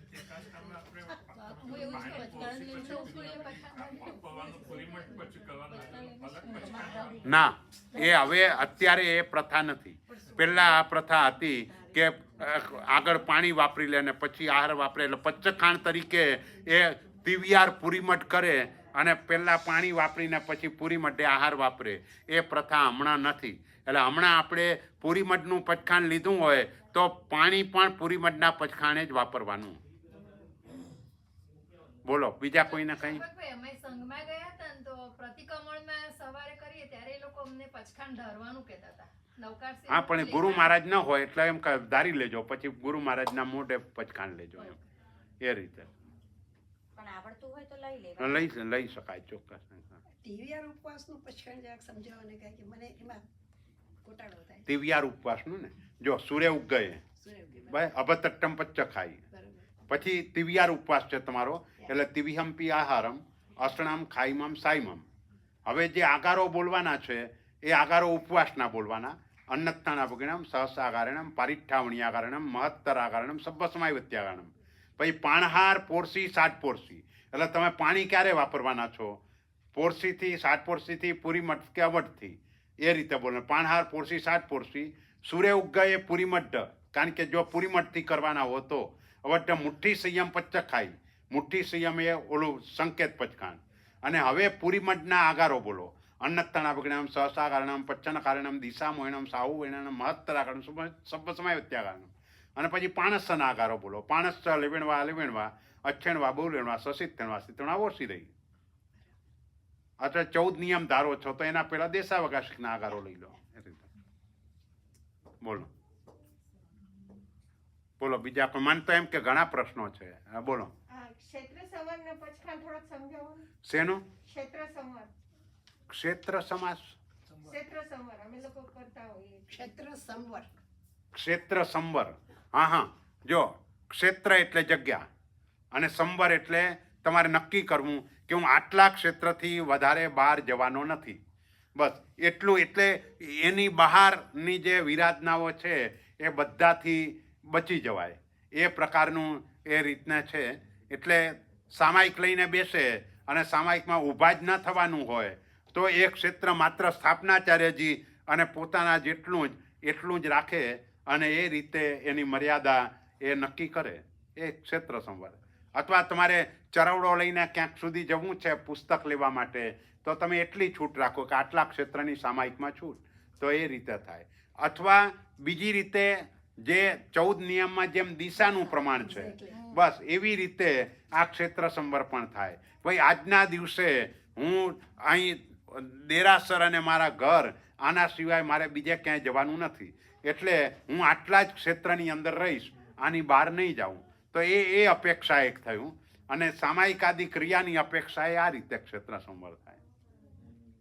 સાહેબજી, કોઈને છઠ, અઠમ કે અઠ્ઠાઈનું સાથે પચખાણ લીધું હોય તો પછી બીજા દિવસે પાણહારનું પચખાણ લેવાનું. એટલે જે ઉપવાસમાં છેલ્લે પાણહારથી જે આવે ત્યાંથી પચખાણ લેવાનું, આગળનું પચખાણ છોડી દેવાનું, કારણ કે આગળનું તમે લઈ લીધું છે. છઠ, અઠમ, અઠ્ઠાઈ એ આગળનું આવી ગયું, અને હવે તમારે સાંજના જે પચખાણ લીધું હતું એનાથી પાણી બંધ કર્યું હતું, અને હવે જે પાણહારનું લેવા એનાથી પાણી શરૂ કરવાનું છે. તો એના માટે પાણહાર પોરસી, 7 પોરસી એ રીતે પચખાણ લેવાનું. બોલો, છે કોઈને? ચાલો, 7 દિવસના સ્વાધ્યાયની અંદર ખૂબ આનંદ આવ્યો, અને ઘણા લોકોએ આ વખતે લાભ લીધો. શનિ રવિમાં તો હોય બધા વધારે છે આજે, પણ સોમથી શુક્રમાં પણ જનરલ જે રીતે તમારા અહીં કને યંગ જનરેશન જોબમાં ને બધામાં હોય, અને તેમ છતાં પણ બધા લોકો ખૂબ સારી સંખ્યામાં આવીને આ સ્વાધ્યાય તમે કર્યો. એટલે આનાથી થાય શું કે જે સ્વાધ્યાય કરાવનાર હોય એનો ઉત્સાહ થોડોક વધી જાય. બીજી વખતે એને સામેથી આવવાનું મન થાય કે ચાલો ભાઈ ત્યાં જઈશું તો આટલા લોકો છે, લાભ લેશે, એટલે એ દ્રષ્ટિએ થાય. પણ એ 7 દિવસના સ્વાધ્યાય દરમિયાન મારાથી કોઈ પણ પ્રકારે તમને દુઃખ પહોંચ્યું હોય, કારણ કે કોઈક વખતે કડક ભાષામાં પણ ક્યાંક વાત કરવી પડી હોય, જે ભગવાનની આજ્ઞાથી વિપરીત કોઈ કાંઈ થતું હોય ને તે સમયે બોલવું પડ્યું હોય, અને એના કારણે પણ કોઈને કંઈક મનમાં દુઃખ થયું હોય, એના માટે મિચ્છામિ દુક્કડમ. અને 7 દિવસના સ્વાધ્યાય દરમિયાન ક્યાંય પણ પરમાત્માની આજ્ઞાથી વિપરીત કોઈ પણ પ્રરૂપણા થઈ ગઈ હોય તો એના માટે પણ મિચ્છામિ દુક્કડમ. ખરી શિવમસ્તુ સર્વ જગત પરહિત નિરતા ભવન્તુ ભૂતગણ દોષા પ્રયાન્તુ નાશમ સર્વત્ર સુખી ભવતુ લોક. બોલો શ્રી મહાવીર સ્વામી ભગવાન કી જય.